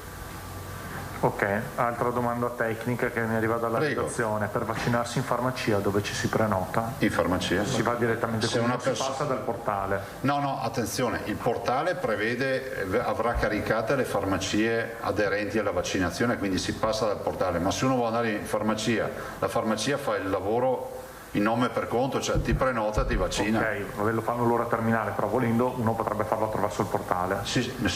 Cioè, anzi, in teoria lo deve fare attraverso il portale, ma se vai in farmacia immagino che casa e bottega facciano più veloci in molti casi. Posto? Buongiorno, grazie. Buongiorno, ciao Betty. Grazie, buongiorno. Ritorniamo in studio, questa è la conferenza stampa di oggi, tutto sommato molto rapida, del presidente Zaia, che arriva all'indomani di una giornata molto complessa, sicuramente tesa dal punto di vista politico, con la seduta fiume della quinta commissione sanità a Palazzo Ferrofini, dove si è preso in esame un anno di Covid, anzi 15 mesi di emergenza sanitaria, con un focus peculiare sulla seconda ondata pandemica dell'autunno, sull'efficacia dei test rapidi. Come avete sentito, il governatore Zaia ha rimandato alla giornata di ieri, ha rimbalzato diverse domande dicendo: ieri sono stato molto chiaro, non torno sull'argomento. Resta ovviamente l'emergenza di questi giorni, la campagna vaccinale che ormai va avanti a pieno regime, e proprio da qui partirei dai dati della campagna vaccinale. Eccoli, parliamo di 40.000 dosi al giorno. Ormai la regione del Veneto si è assestata su questo livello, è il target che si era dato il presidente Zaia, in linea con le indicazioni del commissario Figliuolo. Nelle 24 ore quindi sono state somministrate 41.688 dosi, di queste 31.753 prime dosi e appunto 9.000 i restanti, chiaramente quasi 10.000 le seconde dosi, quindi i cicli che ieri di fatto sono stati completati. C'è poi anche il distinguo delle diverse ULS del Veneto, per esempio se prendiamo l'ULS 1 Dolomiti siamo a 87.000, quindi quasi 90.000 dosi da inizio campagna.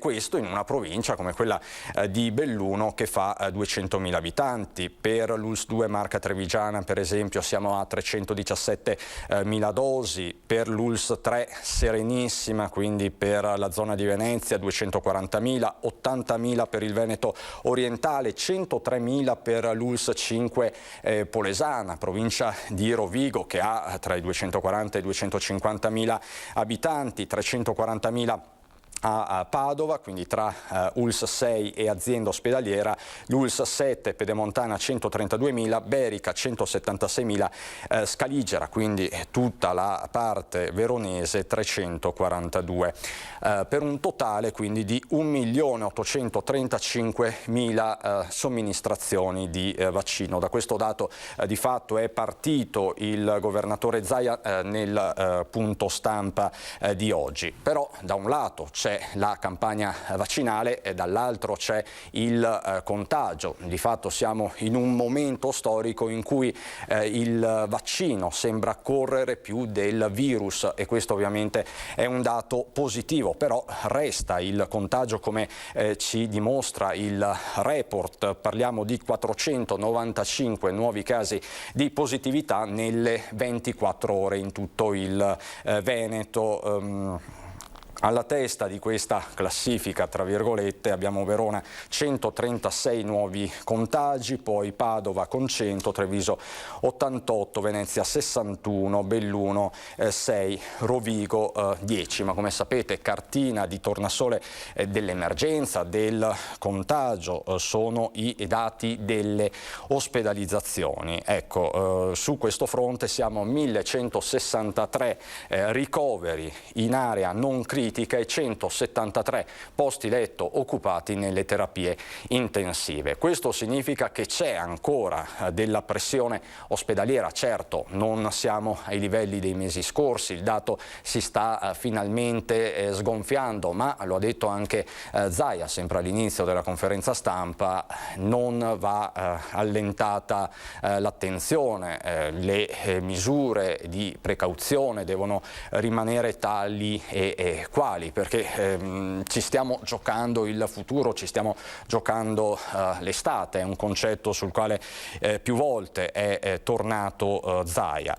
Tra l'altro c'è un'importante comunicazione di servizio oggi che ha dato il Presidente e riguarda le vaccinazioni per gli over 60. Faccio appello, ha detto il Presidente, a tutti gli over 60 perché prenotino, ma soprattutto alla fascia tra i 60 e i 69 anni. Non escludo che questa sia l'ultima chiamata per questa fascia, dopodiché apriremo ad un'altra fascia vaccinale. Vi sto riportando esattamente le parole pronunciate dal governatore. Se poi apriamo a un'altra fascia, finirà che questi andranno in una massa di persone e sarà più difficile garantirgli la priorità. Disabili e caregiver, quindi prestatori di cure, possono prenotarsi, lo ricordo, e sottolineo che anche su queste categorie c'è un po' di stallo, quindi l'invito è sempre quello a procedere con la prenotazione, soprattutto per questa categoria di età. Quindi in questa fase siamo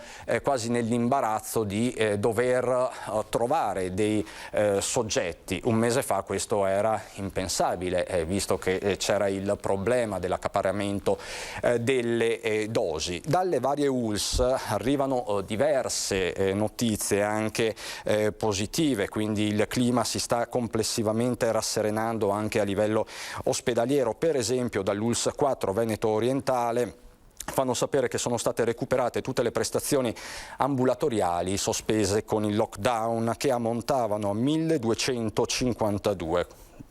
Questo è il numero delle prestazioni quindi sospese e che sono state recuperate, dice il direttore generale Filippi, in poche settimane. Una buona notizia ci porta anche a Feltre, dove ieri è stata chiusa la terapia intensiva per Covid positivi alla Santa Maria del Prato, l'ospedale cittadino. La riduzione dei contagi e dei ricoveri ha consentito quindi di disattivare la terapia intensiva. E quindi questo di fatto la situazione nel bellunese, soprattutto nella parte bassa, ma proseguiamo questo nostro viaggio nel Veneto, che comunque fa ancora i conti con questa emergenza sanitaria, con questa emergenza pandemica, collegandoci con Padova per fare il punto della situazione nel Padovano tra contagio e vaccinazioni. Siamo collegati con Valentina Visentin. Buongiorno Valentina. Sì, buongiorno Cristian, sentivo che parlavi della terapia intensiva di Feltre. Anche da Padova abbiamo una buona notizia, perché anche la terapia intensiva dell'ospedale Sant'Antonio ieri ci è stata comunicata che è definitivamente Covid free, quindi tutta la terapia intensiva del Sant'Antonio è destinata a pazienti non Covid. Un dato incoraggiante che si va ad unire ad altri 2 reparti dell'azienda ospedaliera che sono stati liberati dai pazienti Covid, visto che la pressione sui vari reparti è andata progressivamente calando in queste settimane. Infatti sia ad inizio d'aprile c'era una media di 223 ricoveri giornalieri, ieri i ricoveri all'ospedale di Padova, parliamo di area medica, subintensiva e terapia intensiva, in totale erano 93, quindi insomma c'è stata un'importante diminuzione sul fronte dei ricoveri. Si è abbassata anche l'età media dei pazienti, ma soprattutto si è abbassata l'età media delle persone contagiate. Infatti secondo l'ultimo report fornito proprio nelle scorse ore dall'azienda ospedaliera, su circa 400 contagi solo 66 riguardavano persone over 60. Questo è un dato che si basa su circa 14.000 tamponi refertati in una settimana, e quindi, come potete ben capire, l'età media dei contagi anche qui a Padova si è notevolmente abbassato, e questo si evince anche purtroppo da un numero di accessi aumentato per quanto riguarda il pronto soccorso pediatrico, dove il 27% degli accessi la scorsa settimana di pazienti minorenni aveva sintomi Covid o simil Covid. Fortunatamente però solo un bambino è stato ricoverato alla fine, quindi c'è una sostanziale abbassamento di età tra i contagiati qui a Padova, segno che insomma le vaccinazioni stanno dando il loro frutto. Infatti il dato importante è che ci sono solo 300 posti ancora disponibili degli oltre 84.000 messi a disposizione nei giorni scorsi, la scorsa settimana, per le vaccinazioni che aumentano in fiera, perché nel grande centro vaccinale del padiglione 6 della fiera si unisce anche il padiglione 8, che sarà gestito dall'azienda ospedaliera, e si spera che, una volta messo completamente a regime, possa garantire circa una sessantina di linee vaccinali ed arrivare quasi a 9.000 somministrazioni giornaliere. Questo, se pensate, è il dato che il 1° maggio ha riguardato l'intera provincia di Padova, quindi si spera che invece 9.000 somministrazioni possano essere effettuate in un unico polo vaccinale, quello cittadino. L'invito fatto proprio sia dal direttore generale dell'USL 6 ma anche dell'azienda ospedaliera è proprio ai padovani, al centro città, di prenotarsi, perché i posti sono ancora disponibili, e soprattutto l'appello riguarda gli over 60, quella fascia dai 60 ai 69, ma anche gli over 70, quindi 70-79, mentre per gli over 80 vige ancora la possibilità dell'accesso libero, visto che stiamo parlando di circa un 5% di over 80 padovani che ancora non hanno ricevuto la somministrazione perché non si sono presentati, e gran parte di questi però viene vaccinata e coperta dal lavoro che stanno facendo i medici di medicina generale. E Valentina, questo sul fronte sanitario, e ti ringrazio per questo aggiornamento molto puntuale. Tu che conosci benissimo la realtà padovana, ti chiedo, sul fronte della ripartenza invece, com'è la situazione? Come sono state queste prime 2 settimane in fascia gialla?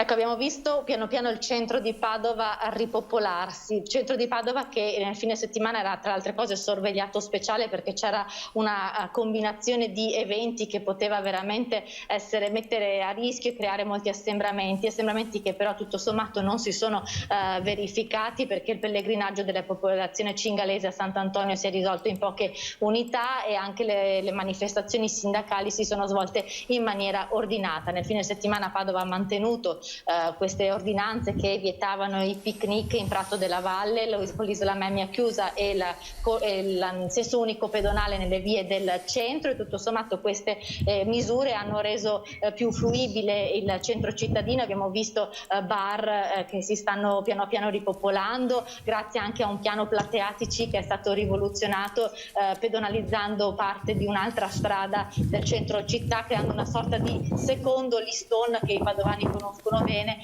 per dare proprio l'opportunità ai bar di poter usufruire del plateatico e consentire così il servizio al tavolino, che può essere, come tu ben sai, svolto solo all'esterno. Ma un dato incoraggiante riguarda le presenze nei musei, perché il report parla di tantissimi accessi, migliaia di accessi, non solo alla più nota Cappella degli Sprovegni, ma anche a Palazzo della Ragione, dove ci sono stati tantissimi visitatori proprio nel fine settimana, e questo insomma è un dato incoraggiante, perché vuol dire che qualcosa si sta muovendo in città, soprattutto sul fronte delle visite ai musei, alle strutture, alle sedi culturali, che hanno sofferto tantissimo di questa pandemia. Buono anche l'afflusso per quanto riguarda la mostra di Van Gogh, che è una mostra di respiro internazionale che è stata fortemente penalizzata dalla pandemia.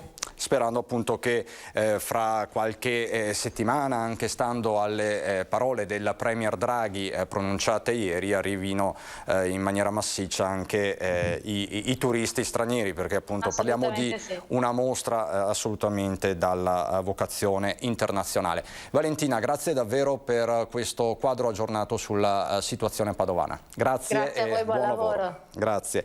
E rimaniamo con la cronaca nel padovano, ma ci spostiamo tra Massanzago e Campo San Piero, dove è stato rintracciato un writer molto discusso.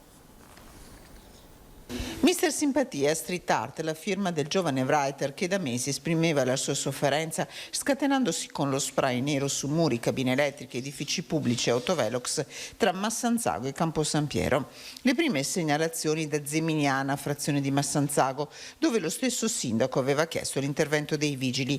Nel giro di poco le scritte si erano estese a Campo San Piero, dai sottopassi della stazione dei treni fino agli istituti superiori Newton e Pertini. L'attività di indagine ha permesso agli agenti di identificare uno studente 18enne che, incastrato dalla sua tag, la firma, ha ammesso le sue responsabilità. Il giovane ha raccontato di aver usato i graffiti per superare un momento difficile e si è detto disponibile a sostituire il pagamento della multa da 500 euro prevista dal regolamento di polizia urbana recentemente approvato dai comuni della Federazione del Campo Sampierese con lavori di pubblica utilità a servizio della collettività. Questa quindi la cronaca dal padovano, ma c'è una cronaca molto dolorosa che arriva oggi dalla Marca. Innanzitutto questa mattina un incidente sul lavoro ad Asolo che ha interessato una ragazza classe 1987 che stava lavorando su un macchinario in un'azienda del calzaturiero in via dell'Artigianato. La ragazza di fatto è rimasta impigliata con i capelli in questo macchinario sul posto, lo vedete dalle immagini. È arrivato il personale del SUEM di Crespano del Grappa. La ragazza era grave, ha avuto gravi danni al cuoio capelluto, alla testa, è trasportata e si trova proprio in queste ore a Castelfranco Veneto, all'ospedale. Una tragedia che ricorda davvero da vicino quella che si è registrata pochi giorni fa in provincia di Prato, la tragedia di Luana Dorazio di 22 anni, morta dopo essere rimasta impigliata anche lei in un macchinario di un'azienda di Montemurlo, un'azienda tessile. Sul posto c'è lo Spisal, ci sono le forze dell'ordine, si cerca di capire cosa possa essere successo questa mattina in questa ditta. Parallelamente, quasi in contemporanea, a Montebelluna i funerali invece di Mattia Battistetti, il ragazzo morto in un cantiere giovedì scorso proprio alle porte di Montebelluna, una cerimonia molto sofferta e non poteva essere altrimenti, a cui hanno partecipato tantissimi giovani, un'intera comunità che si è stretta attorno alla famiglia. In apertura di questa edizione del telegiornale vi abbiamo riportato il pensiero, l'omelia del parroco del Duomo di Montebelluna. Poi ha preso la parola anche la mamma di Mattia, Monica, ha detto: chi ha sbagliato paghi. E oggi si è ricordato molto un fatto. Mattia aveva vinto dei concorsi pubblici, doveva lavorare in ufficio anche stando il suo percorso di studi, ma lui voleva lavorare all'aperto, amava il lavoro nell'edilizia e ovviamente questo lavoro giovedì mattina gli è stato fatale. Al funerale era presente il sindaco, era presente mezza giunta. Oggi a Montebelluna è stato dichiarato il lutto cittadino. I genitori hanno anche chiesto alla ditta esecutrice dei lavori di dedicare uno spazio nel cantiere che possa ricordare la figura di Mattia, che è una richiesta poi appoggiata dalla stessa amministrazione comunale. Qui vedete appunto l'arrivo del feretro scortato dai familiari, dagli amici, dagli uomini della protezione civile che hanno consentito lo svolgimento delle esequie nel pieno rispetto delle normative anti-Covid. Una giornata molto dolorosa per la città di Montebelluna, ma non solo per Montebelluna, nelle ore in cui tra l'altro il tema della sicurezza sui luoghi di lavoro è ritornato in maniera prepotente a livello nazionale, non solo per la morte di Luana, ma oggi c'è stato, come riporta l'ANSA, un altro incidente mortale, tragico, in un'azienda di Busto Arsizio, siamo in provincia di Varese. Un uomo era stato trasportato in ospedale a Legnano, ma non ce l'ha fatta, è stato schiacciato da una fresa, aveva 49 anni. La tragedia questa mattina alle 9:40. Come sapete poi i sindacati trevigiani hanno osservato durante le celebrazioni del 1° maggio un minuto di silenzio in ricordo di Mattia e di tutte le vittime sul luogo di lavoro. Questa la cronaca, come vi dicevo, una cronaca molto dolorosa, alla quale si aggiunge tra l'altro anche la notizia, lo shock di Riese Pio X per la morte ieri mattina all'alba di Elisa Girolametto, la giovane di 19 anni di Riese che ha trovato la morte nella propria auto andata in fiamme. Siamo ad Altivole, ieri mattina alle 5:30 la ragazza si stava portando verso la casa di riposo di Montebelluna l'Umberto I per il suo primo giorno di lavoro. Una tragedia che ha sconvolto un'intera comunità. Qui vedete il post del fidanzato Giorgio di Elisa che ieri sera ha scritto una frase molto semplice e toccante: ti stavo aspettando da molto tempo, ma siamo rimasti insieme davvero per poco, buon viaggio. Queste le parole che il fidanzato ha affidato ai social. Ovviamente le indagini per capire le dinamiche di questo sinistro sono al vaglio delle forze dell'ordine. Questa quindi la cronaca, c'è poi l'attualità e ci sono i temi della mobilità. Ieri in prefettura Treviso si è svolto un tavolo molto atteso, richiesto dal comune di Vittorio Veneto, perché si va incontro ad una serie di disagi sul tratto dell'A27 in direzione sud tra Vittorio Veneto Nord e Vittorio Veneto Sud. Più o meno lo stesso copione che si era visto la scorsa estate con quelle code chilometriche, soprattutto nei fine settimana. Il sindaco Antonio Miatto ha avuto delle rassicurazioni, ma facciamo il punto nel servizio di Lina Paronetto. Mitigare gli inevitabili disagi che i lavori alla galleria sud del Monte Baldo lungo l'autostrada A27 comporteranno da qui a ottobre.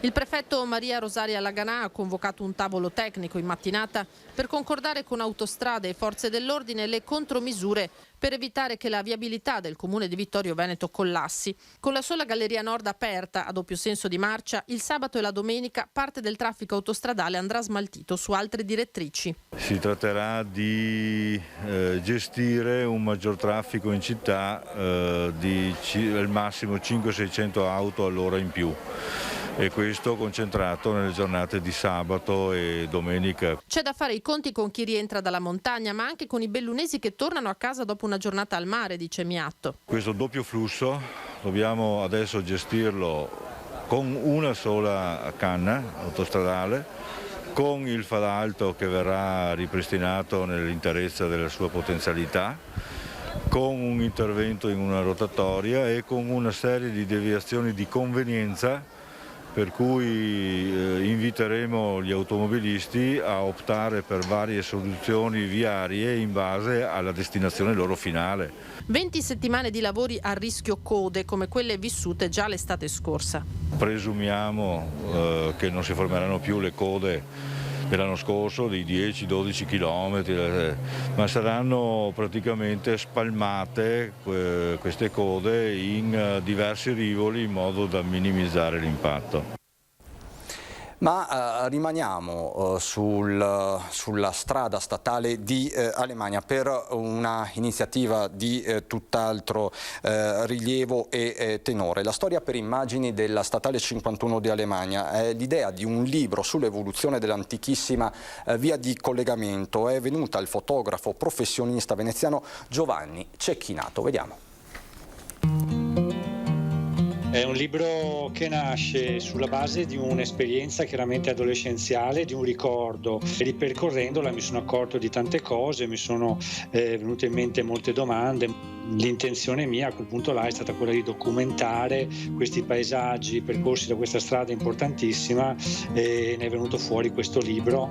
Alemagna, luoghi e paesaggi, un racconto emozionale sull'evoluzione dell'antichissima via di collegamento che parte da San Vendemmiano in provincia di Treviso e si inerpica fino a Dobbiaco in Pusteria. Un viaggio per immagini durato 4 anni per Giovanni Cecchinato, fotografo professionista veneziano che ha documentato sapientemente l'evoluzione della statale 51. Suoi compagni di viaggio, il direttore dell'Accademia delle Belle Arti di Venezia, studiosi, storici, geologi e critici d'arte. In questi 4 anni ho potuto osservare tutte le metamorfosi di quei territori, le cose positive, le cose meno positive. È molto cambiata. Le variazioni sono importanti dal punto di vista tecnologico perché è la prima strada in Italia che è diventata smart road, per cui importantissima come progetto pilota, ma allo stesso tempo soffre di tematiche importanti come le fragilità e il territorio. Le tematiche affrontate sono molte, connesse anche alla realizzazione dell'A27 che ha causato abbandono di luoghi.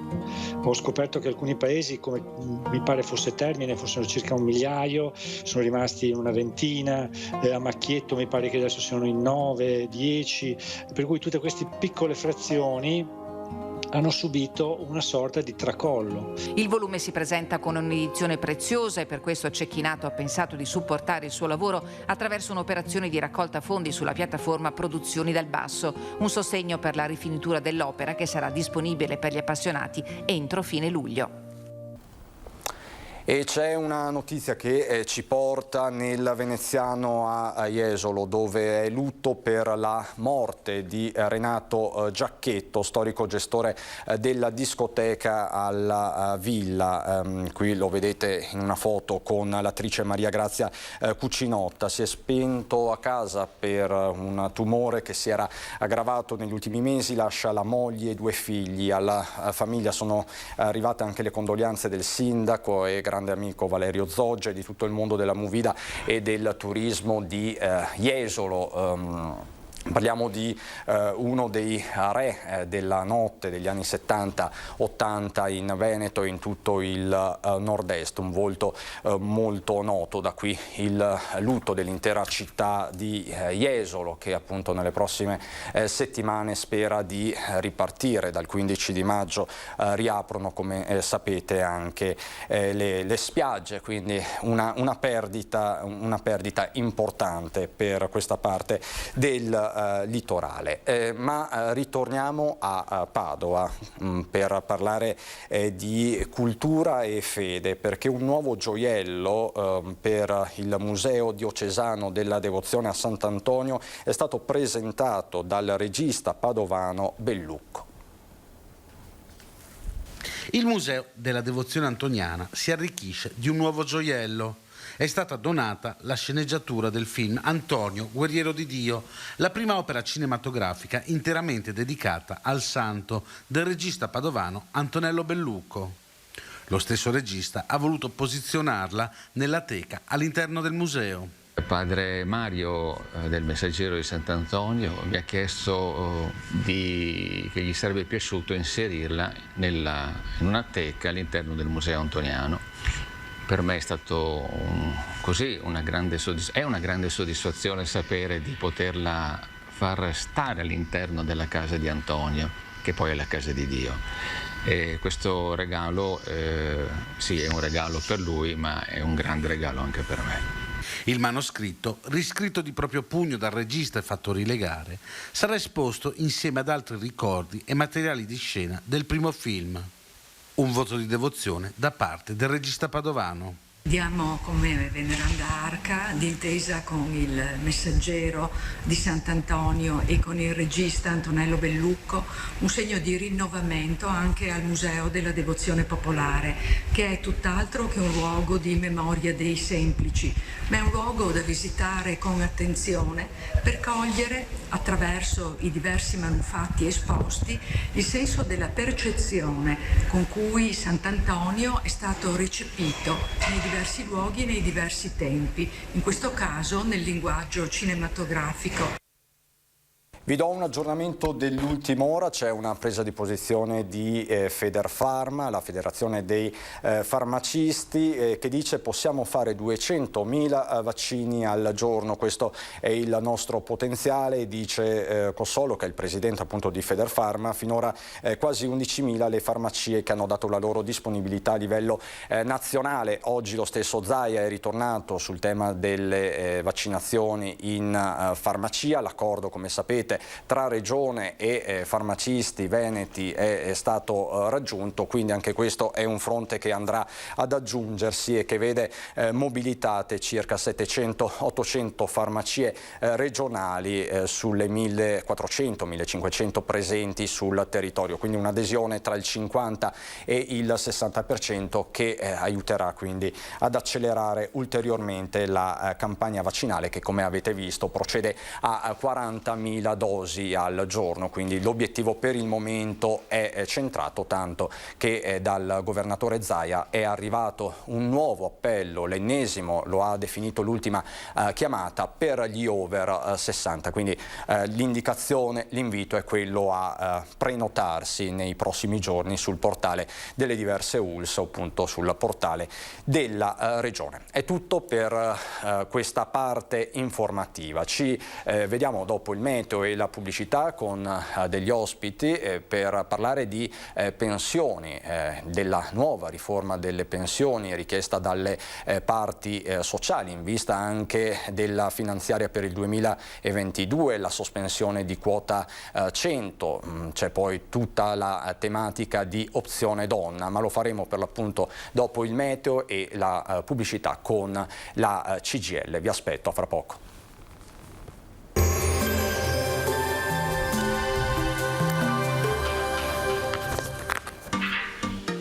Tremonti, attrezzature e materiale per saldatura professionale a Montebelluna.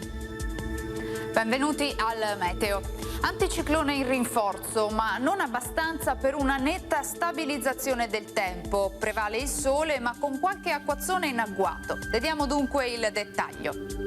Sul Veneto contesto per lo più stabile, la grafica di mercoledì 5 maggio ci mostra una situazione buona, la giornata sarà caratterizzata infatti da un ampio soleggiamento. Aumento dell'instabilità a partire dal pomeriggio con addensamenti e locali rovesci sulle zone montane, pedemontane e sulla pianura più settentrionale. Non si esclude anche qualche isolato fenomeno altrove.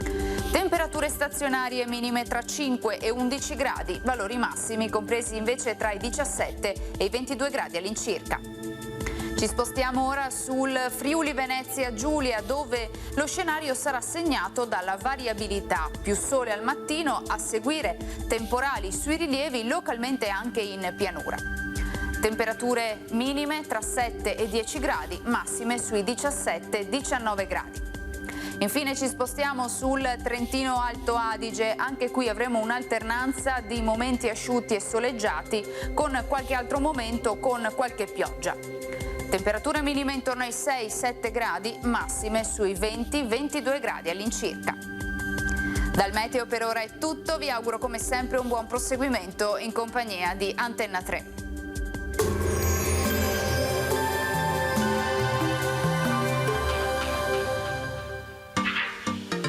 Tremonti, attrezzature e materiale per saldatura professionale a Montebelluna.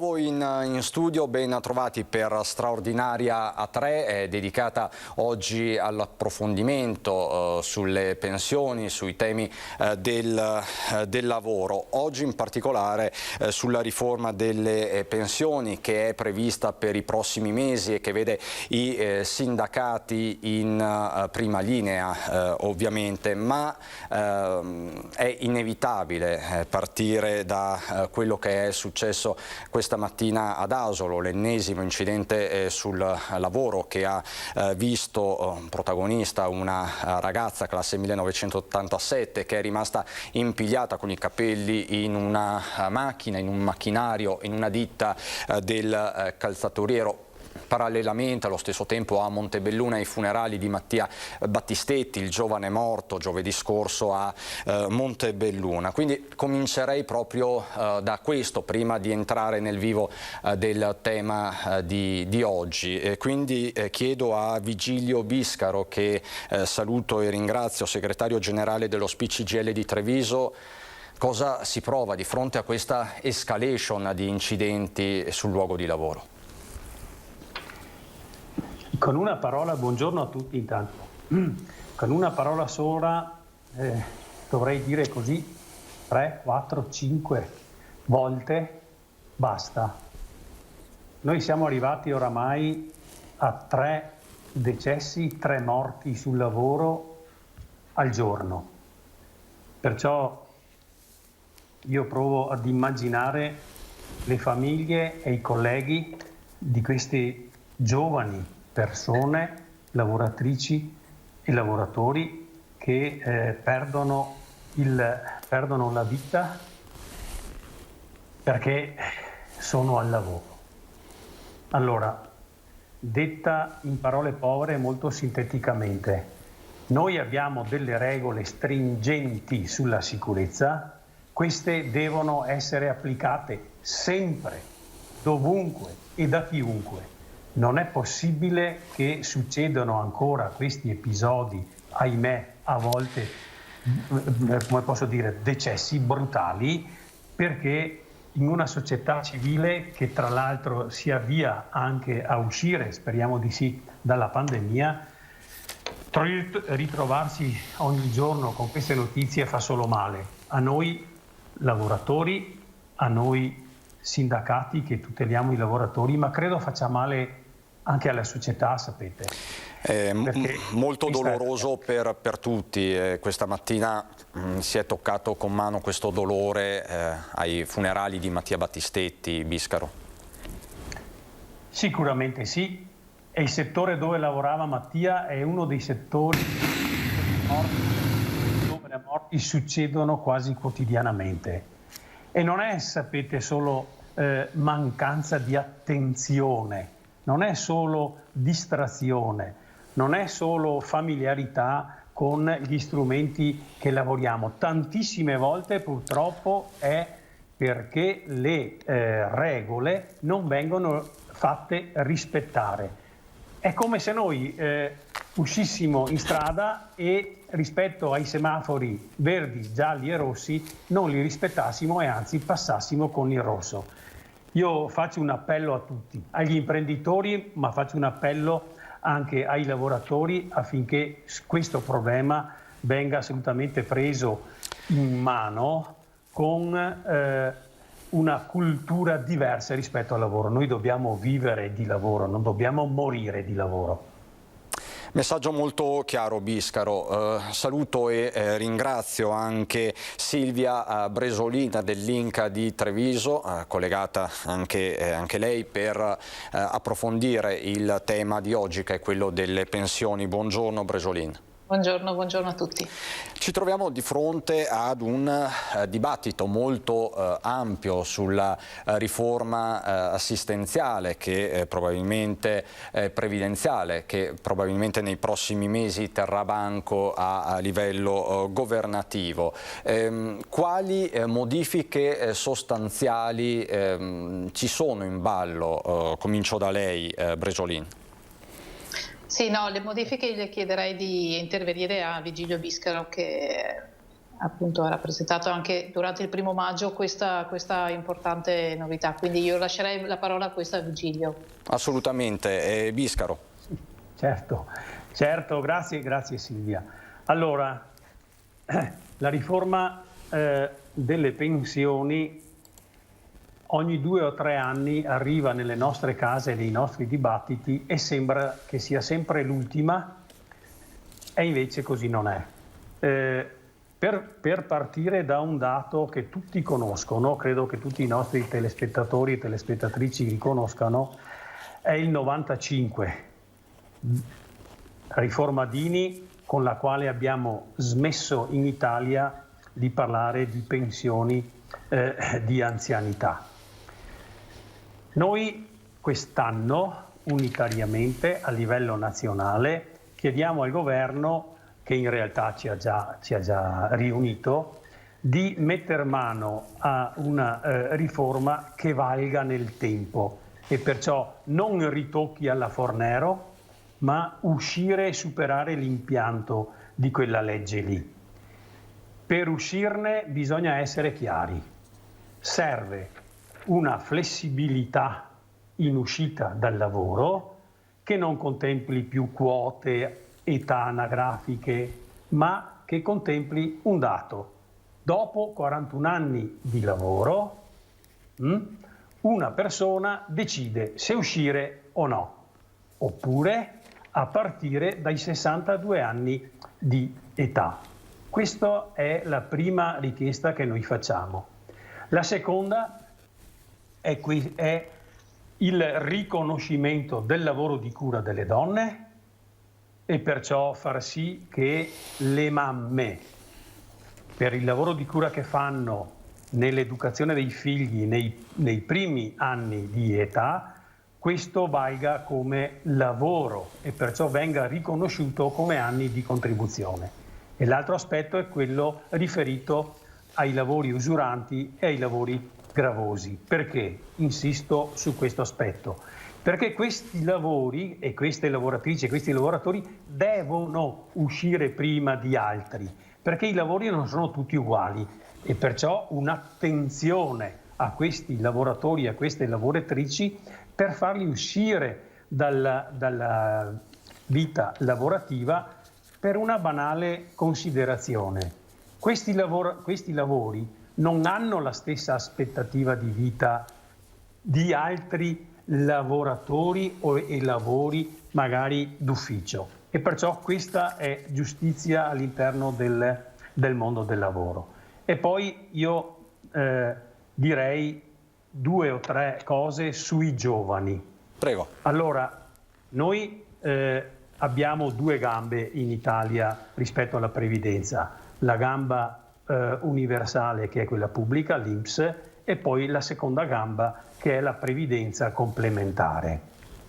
Bene, tutti i lavoratori, i giovani che hanno lavori precari e anche i meno giovani oramai che hanno nella loro vita avuto e hanno dei licenziamenti e perciò degli stop rispetto alla contribuzione, devono poter vedere con la previdenza complementare, e dobbiamo tornarci su questo anche noi come sindacato per farla capire benissimo ai giovani ma anche ai meno giovani, che questa seconda gamba è importantissima per la rendita pensionistica. Scusatemi, ho usato il termine forse improprio, per l'indennità o per la retribuzione da pensione che i lavoratori e le lavoratrici hanno. Perché? Perché uscendo con il sistema contributivo, il calcolo perciò della mia pensione non più come prima, ma adesso sull'ammontare dei contributi versati, è molto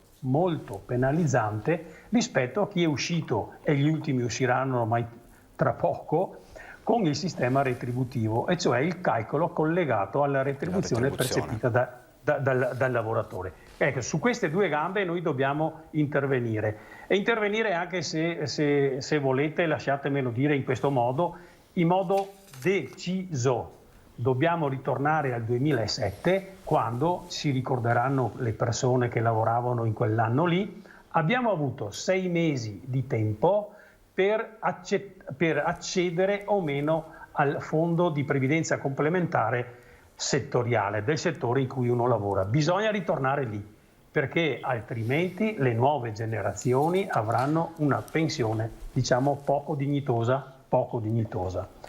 E lasciatemelo dire l'ultima cosa, scusami, visto che rappresento gli anziani, i pensionati, dobbiamo avere la certezza di tutelare il potere d'acquisto delle pensioni anche dopo anni che la persona, l'uomo, la donna va in pensione, e perciò ritornare ad estendere come nostra proposta la 14ª mensilità a una fascia di pensionati più ampia.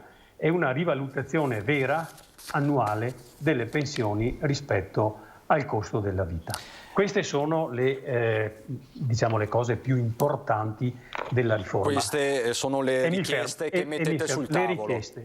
Le richieste che mettiamo sul tavolo. E che il tema sia caldo lo dimostrano le telefonate che stiamo già ricevendo. La prima, pronto, chi parla? Buongiorno, mi chiamo Livio e parlo da Venezia. Prego Livio. Do ragione un po' al signor Biscaro sul discorso dei lavoratori in compagnia bella. Però la mentalità purtroppo che è cambiata. Io do un esempio.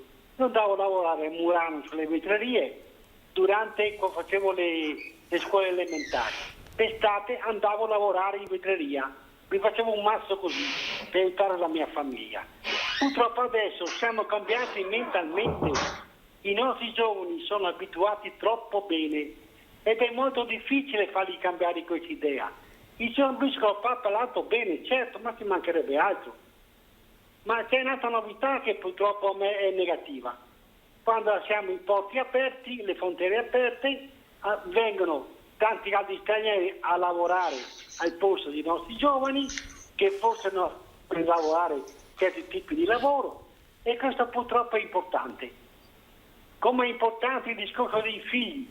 Perché le famiglie non fanno più figli? Anzi, fanno molto meno figli. E ne basta uno. Una volta mio papà e mia mamma ne hanno fatto 6, quindi è diverso tutto il tema. Il fatto è che se non c'è lavoro è poco da dire. Bisogna insegnare a questi giovani di cambiare mentalità, altro che avere in mano il telefonino 40.000 volte al giorno. Signor Livio, grazie. Bisogna insegnare una via, una strada che devono imparare a eseguire su una comunità e di poter lavorare in sintonia con gli altri. Grazie Livio, grazie, messaggio molto chiaro. Biscaro, qua parliamo di lavori usuranti e di ricambio generazionale. E di lavori gravosi, e di ricambio generazionale che noi definiamo la staffetta generazionale. Chi esce dal mondo del lavoro, dalla sua azienda, dovrebbe essere sostituito quasi automaticamente da un altro giovane.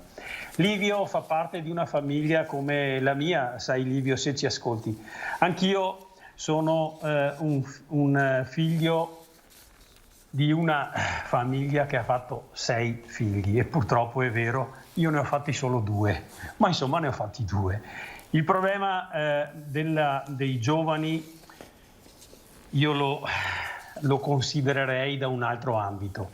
Noi abbiamo bisogno di persone competenti che abbiano una cultura del lavoro alta, ma che siano formate anche dal punto di vista, come posso dire, scolastico. Altrimenti, e qui do un po' di ragione a Livio, i lavori manuali saranno sempre, come posso dire, saranno sempre dati a lavoratori che accettano questi lavori, perché un'altra cosa importante da dire è che nel settore dell'artigianato ci sono molti giovani e che vogliono lavorare, hanno desiderio di farsi una famiglia, e qui c'entra, e chiudo, l'altro aspetto che sia lo Stato ma anche gli enti locali dovrebbero avere a cuore, e cioè le politiche, investimenti, significa politiche per la famiglia, politiche per le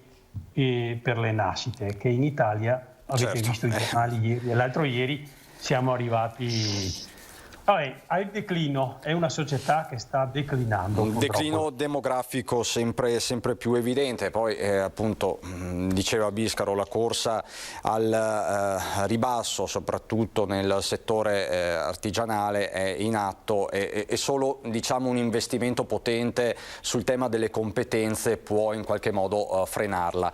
Abbiamo un'altra telefonata in linea, pronto, chi parla?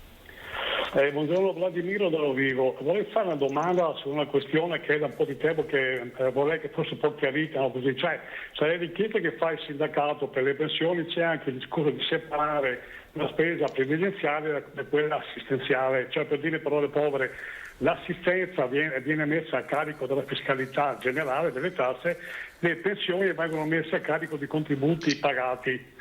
Allora, il discorso dei giovani, io sono d'accordissimo che i nostri figli, diciamo così, avranno molte interruzioni lavorative nella loro vita, quindi è giusto che ci sia quello che viene chiamato, se non mi sbaglio, un fondo di garanzia, cioè una percentuale di garanzia che sarebbe a carico appunto della fiscalità generale, tipo assistenziale, e questo va bene. Michael, il suo discorso qua viene limitato solo ai giovani o è generale? Perché la mia è una domanda.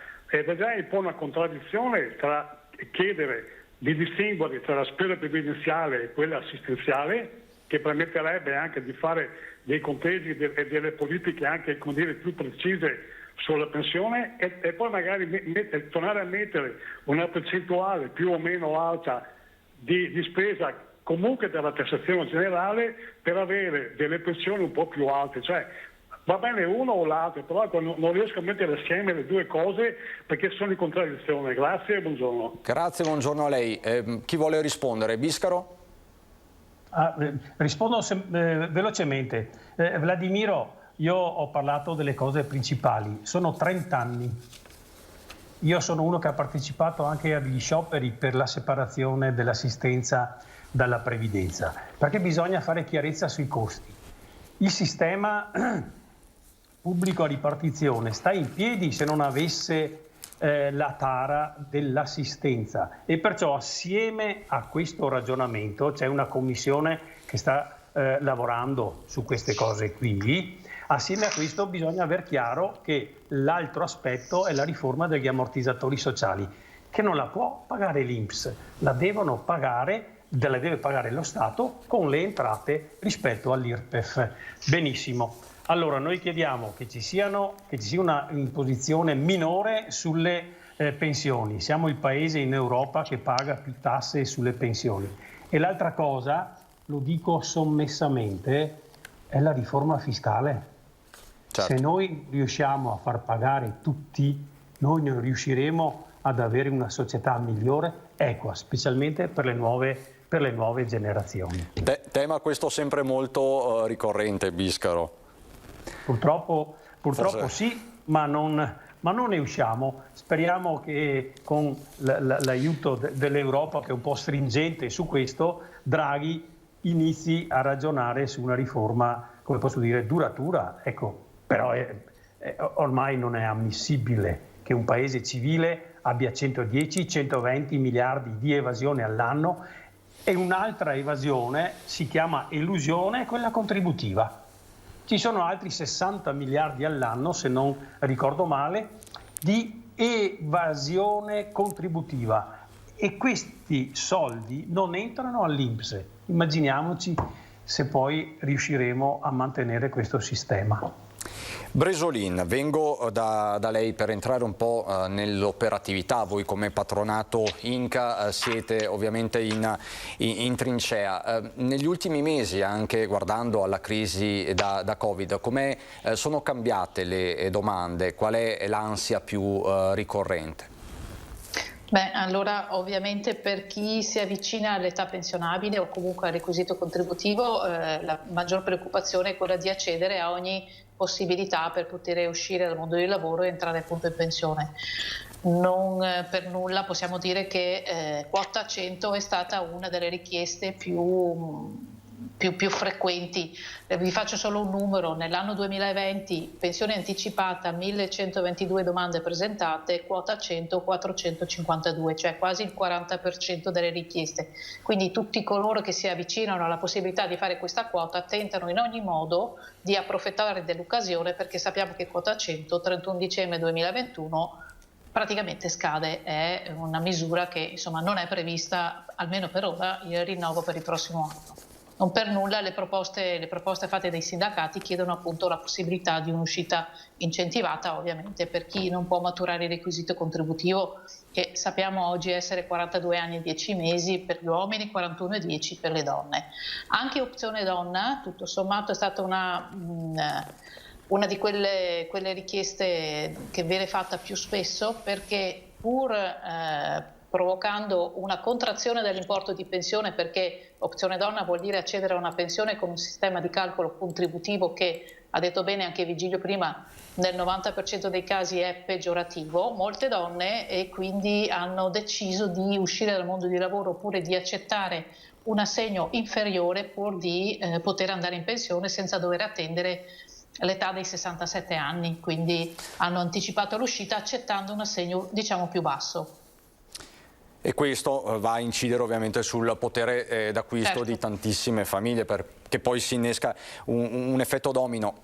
Quindi mi pare di capire, Bresolin, che assisteremo nei prossimi mesi ad una corsa a quota 100 sostanzialmente, visto che la sperimentazione andrà a finire, è durata quindi un triennio fondamentalmente. Sì, esatto, e più di qualche persona insomma sta cercando in tutti i modi di recuperare contribuzione, magari anche riscattando periodi di omissione contributivi, di periodi di laurea, di lavoro estero, per cercare di maturare il requisito, che sappiamo sono 38 anni di contributi abbinati poi all'età anagrafica, per poter accedere appunto alla pensione. Quindi questa è una grande ricerca fatta in questo periodo. La gente sta proprio cercando in ogni modo di uscire dal mondo del lavoro, di poter accedere appunto a un trattamento pensionistico che poi garantirà per il futuro insomma almeno una vivenza più tranquilla, visto che comunque il mercato del lavoro, lo sappiamo bene, è fermo, e anche per chi ha raggiunto una certa età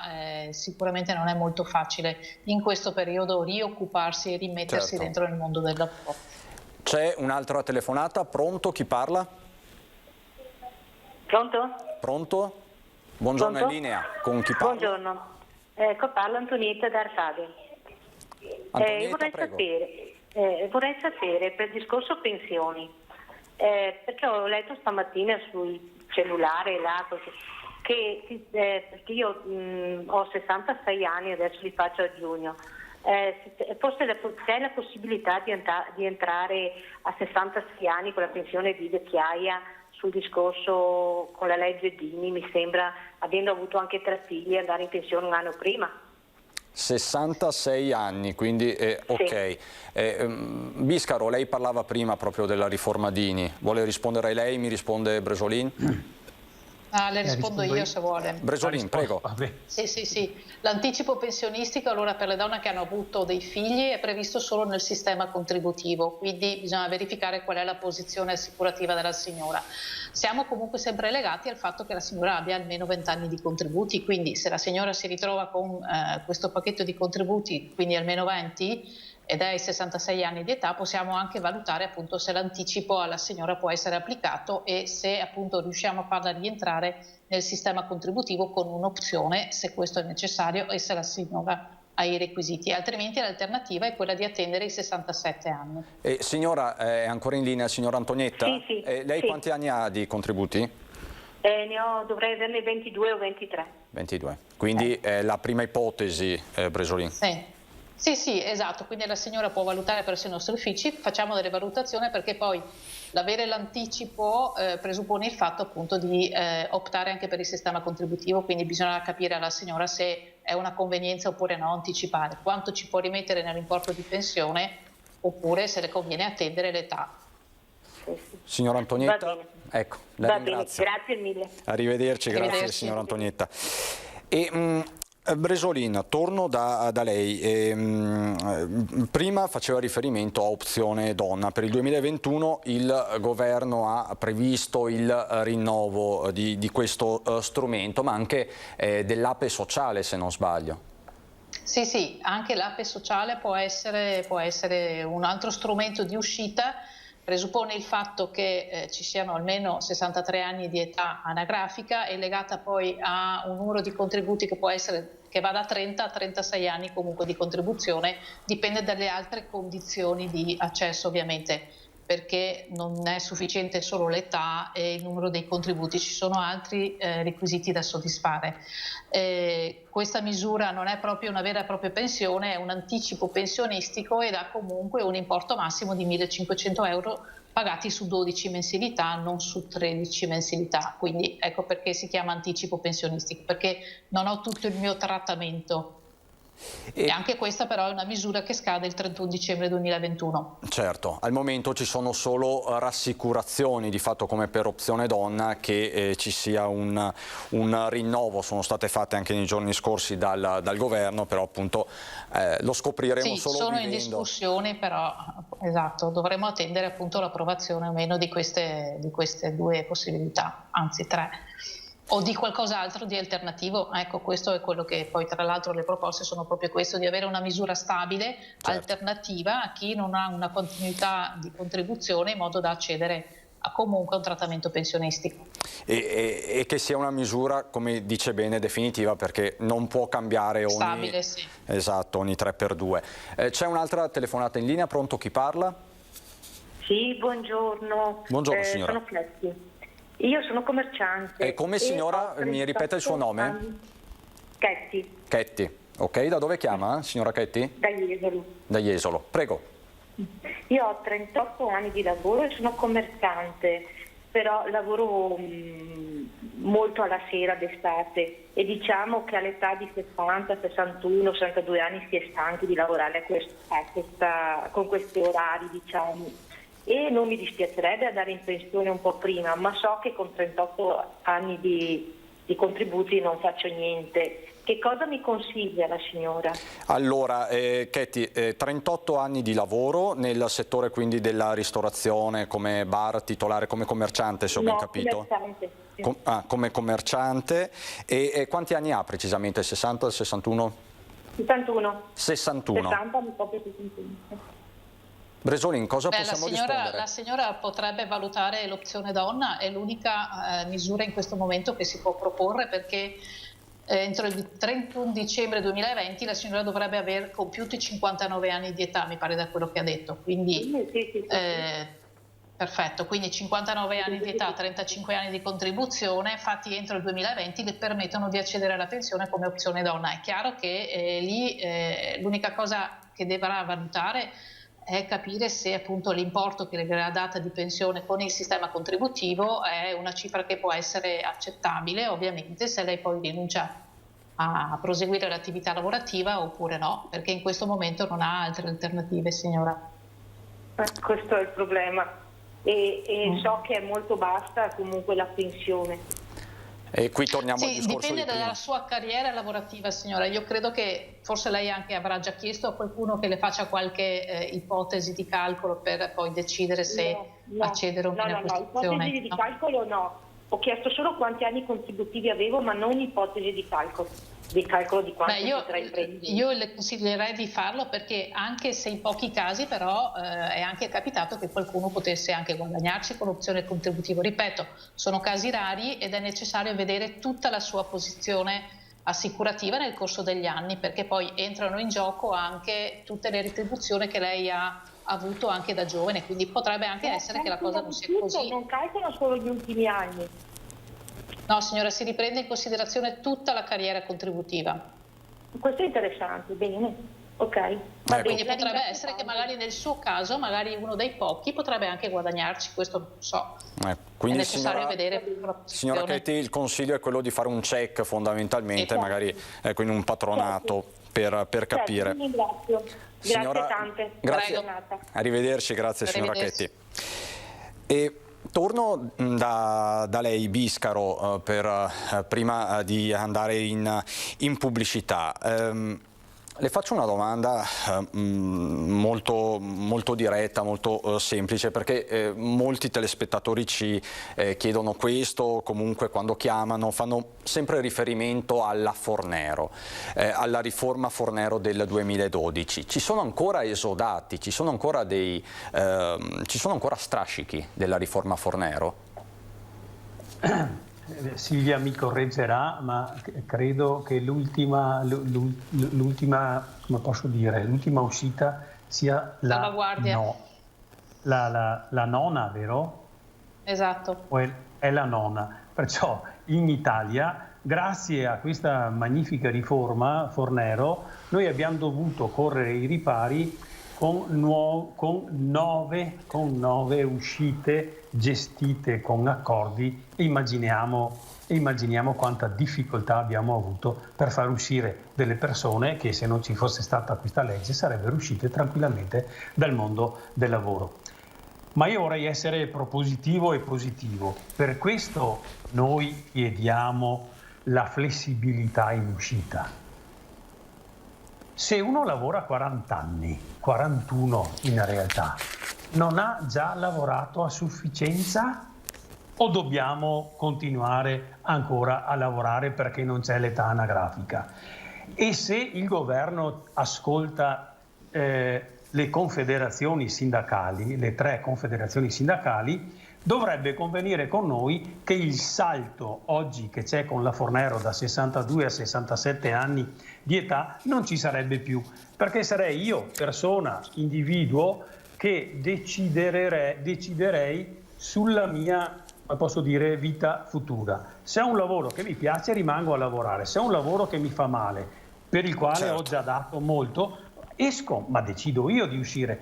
Non mi si impone una uscita apposta, perché lo so che siamo nel Veneto, che siamo a Treviso, ma io mi immagino quelle persone che devono lavorare ancora 3-4 anni, che produttività daranno all'azienda? E la staffetta generazionale, perché non la mettiamo in atto? E qui torniamo alla considerazione del nostro telespettatore di Murano. C'è un'altra telefonata, facciamo così, velocissimi con la telefonata, poi abbiamo la pubblicità. Pronto, chi parla? Di Murano. C'è un'altra telefonata, facciamo così. Pronto?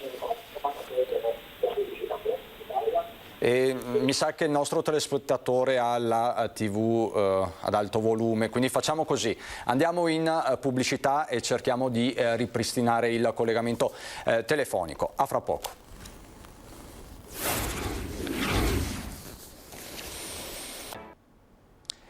Di nuovo insieme, di nuovo in diretta per parlare di pensioni con Vigilio Biscaro, segretario generale dello SPI-CGIL di Treviso, e Silvia Bresolin del patronato Inca.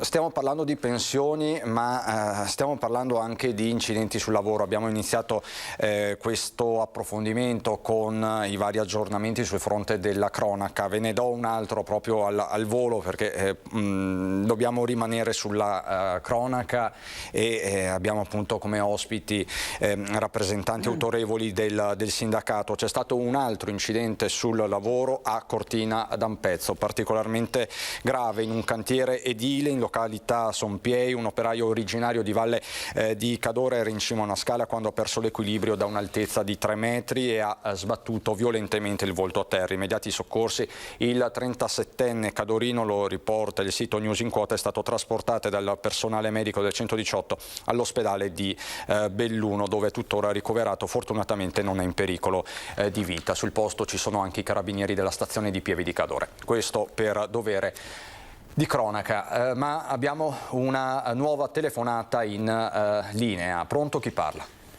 Buongiorno, sono Davide, chiamo da Verona. Davide, buongiorno, prego. Ma è semplicissimo, sono interessato alla pensione in merito alla situazione dei 41 anni. Dovrei essere nei precoci, visto che ho 19 anni, avevo già 5-6 anni di lavoro. Il problema si pone perché ci sono dei paletti in merito alla legge 104, che adesso dovrei avere già 38 anni di lavoro. Il problema è che ne ho solo 54 anni di età, quindi non so cosa ci sarà, se è una cosa che è stata valutata. Allora Davide, riepiloghiamo, sì. Lei ha 54 anni? Esatto. 54 anni, 38 anni di lavoro? Sì. In che settore? Nel settore di sicurezza armata. Ok, quindi siamo perfetto. E quindi la legge 104 di che cosa? Purtroppo non ce l'ho. Ok. Non ce l'ho. Okay. Quindi non saprei come fare fra 3-4 anni, quando magari... Bresolin, cosa possiamo rispondere al signor Davide da Verona? Allora, per i lavoratori precoci, come sta dicendo il signore di Verona, servono sì 41 anni di contributi. Questa misura resta stabile fino al 2026, poi probabilmente i 41 anni potrebbero diventare anche qualcosa di più. Ovviamente oltre alla precocità sarà necessario anche capire se il signore appunto può avere o presta assistenza a un familiare residente con lui che ha un handicap grave, se essi stesso è un invalido civile, oppure se il suo lavoro può essere considerato come gravoso o usurante. E il lavoro gravoso usurante, quindi se lui fa un lavoro notturno, potrebbe anche probabilmente rientrare fra questa categoria. Oggi però ovviamente non può far nulla, perché la domanda va inoltrata nel momento in cui io maturo i 41 anni di lavoro nell'anno in cui io vado a presentare la domanda. Quindi in questo momento credo che non si possa fare assolutamente nulla, e l'obiettivo sarà quello di rivederci fra qualche anno, quando avrà fatto i 41, per capire se questi sono ancora i requisiti e se il suo lavoro effettivamente rientrerà fra quelli previsti per questo riconoscimento. Quindi almeno altri 3 anni di lavoro, fino ai 57 per il nostro telespettatore. Chiarissima, grazie. Prego. Io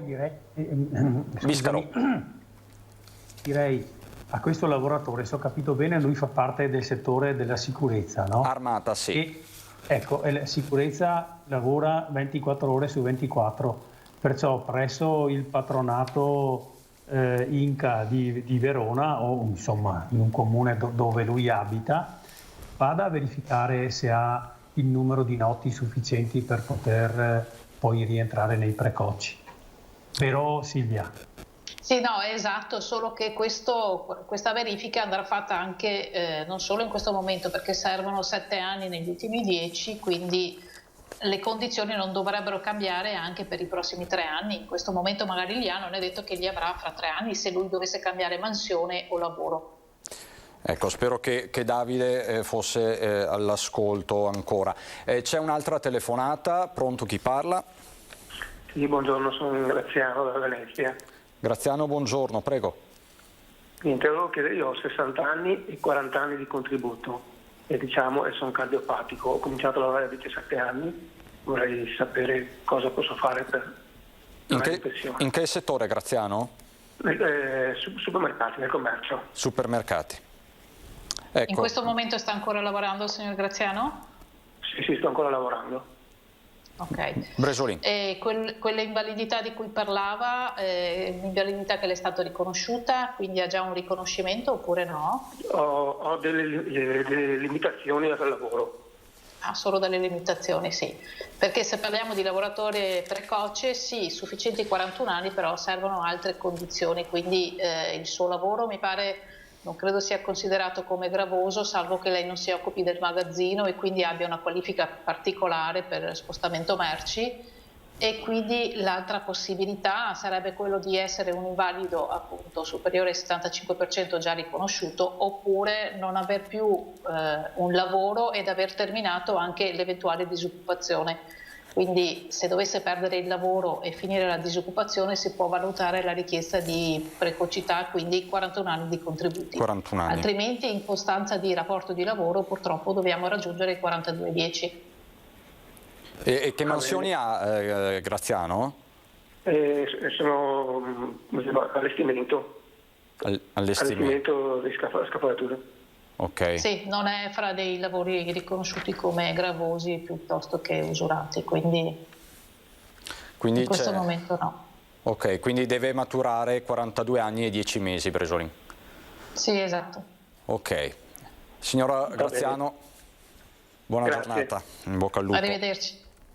Ecco, come vedete le domande sono sempre tantissime. Quando si parla di pensioni poi l'interesse è altissimo. Bresolin, nell'operatività di tutti i giorni, il Covid, questa emergenza, come ha cambiato il vostro lavoro anche da un punto di vista proprio pratico? Beh, parlando dal punto di vista pratico, abbiamo dovuto riorganizzare tutta la nostra attività già dallo scorso anno. Si pensi che lo scorso anno noi ricevevamo il pubblico ovviamente con l'apertura degli sportelli aperti a tutti senza necessità di appuntamento. Ovviamente questo è cambiato radicalmente, non solo in male ma anche in bene, perché ora possiamo lavorare per tutti su appuntamento, il che comunque agevola.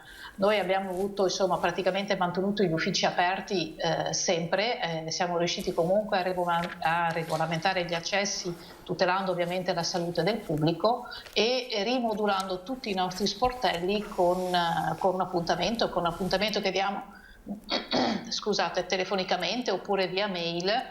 E questo ci permette di lavorare sicuramente meglio. Abbiamo aperto anche dei canali telematici per riuscire ad assistere quelle persone, almeno in periodo di zona rossa. Certo. Lo scorso anno, quest'anno invece i nostri servizi sono comunque rimasti aperti anche durante la zona rossa, perché sono considerati servizi indispensabili per gli utenti, per i cittadini, quindi ci ha permesso comunque di mantenere aperti gli uffici, seppur in sicurezza, ripeto. Biscaro, chiudo con lei, siamo addirittura d'arrivo.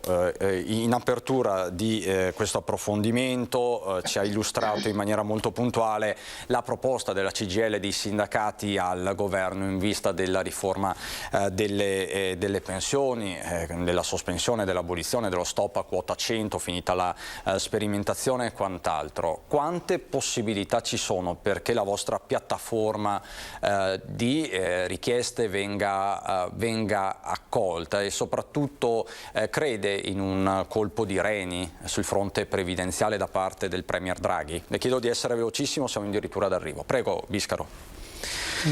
Io sono fiducioso, ho paura che non riusciremo a separare la previdenza dall'assistenza, ma dei passi in avanti ci saranno senz'altro, anche perché questo governo ha una maggioranza assolutamente grande, per dire, e ci sono delle forze politiche che sono già intervenute per quanto riguarda le pensioni.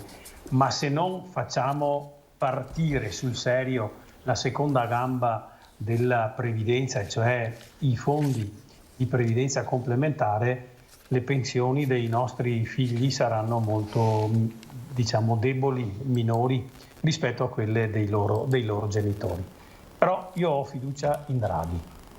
Bene, è bene anche lasciarsi con un segnale di speranza anche molto, molto concreto. Vi ringrazio, grazie davvero a Silvia Bresolin del patronato Inca, grazie davvero a Vigilio Biscaro, segretario dello SPCGL di Treviso, grazie per tutti i dettagli, le tante telefonate dimostrano l'interesse di questo tema e anche la puntualità delle vostre risposte. Grazie davvero, noi siamo quindi alle battute conclusive, non mi resta che ringraziare Alessandro Granziera e Alberto Piovesan dalla regia, ringrazio e saluto tutti voi per la cortese attenzione, ritorniamo in diretta alle 18:30 con l'edizione regionale dei nostri telegiornali. Grazie e buon pomeriggio.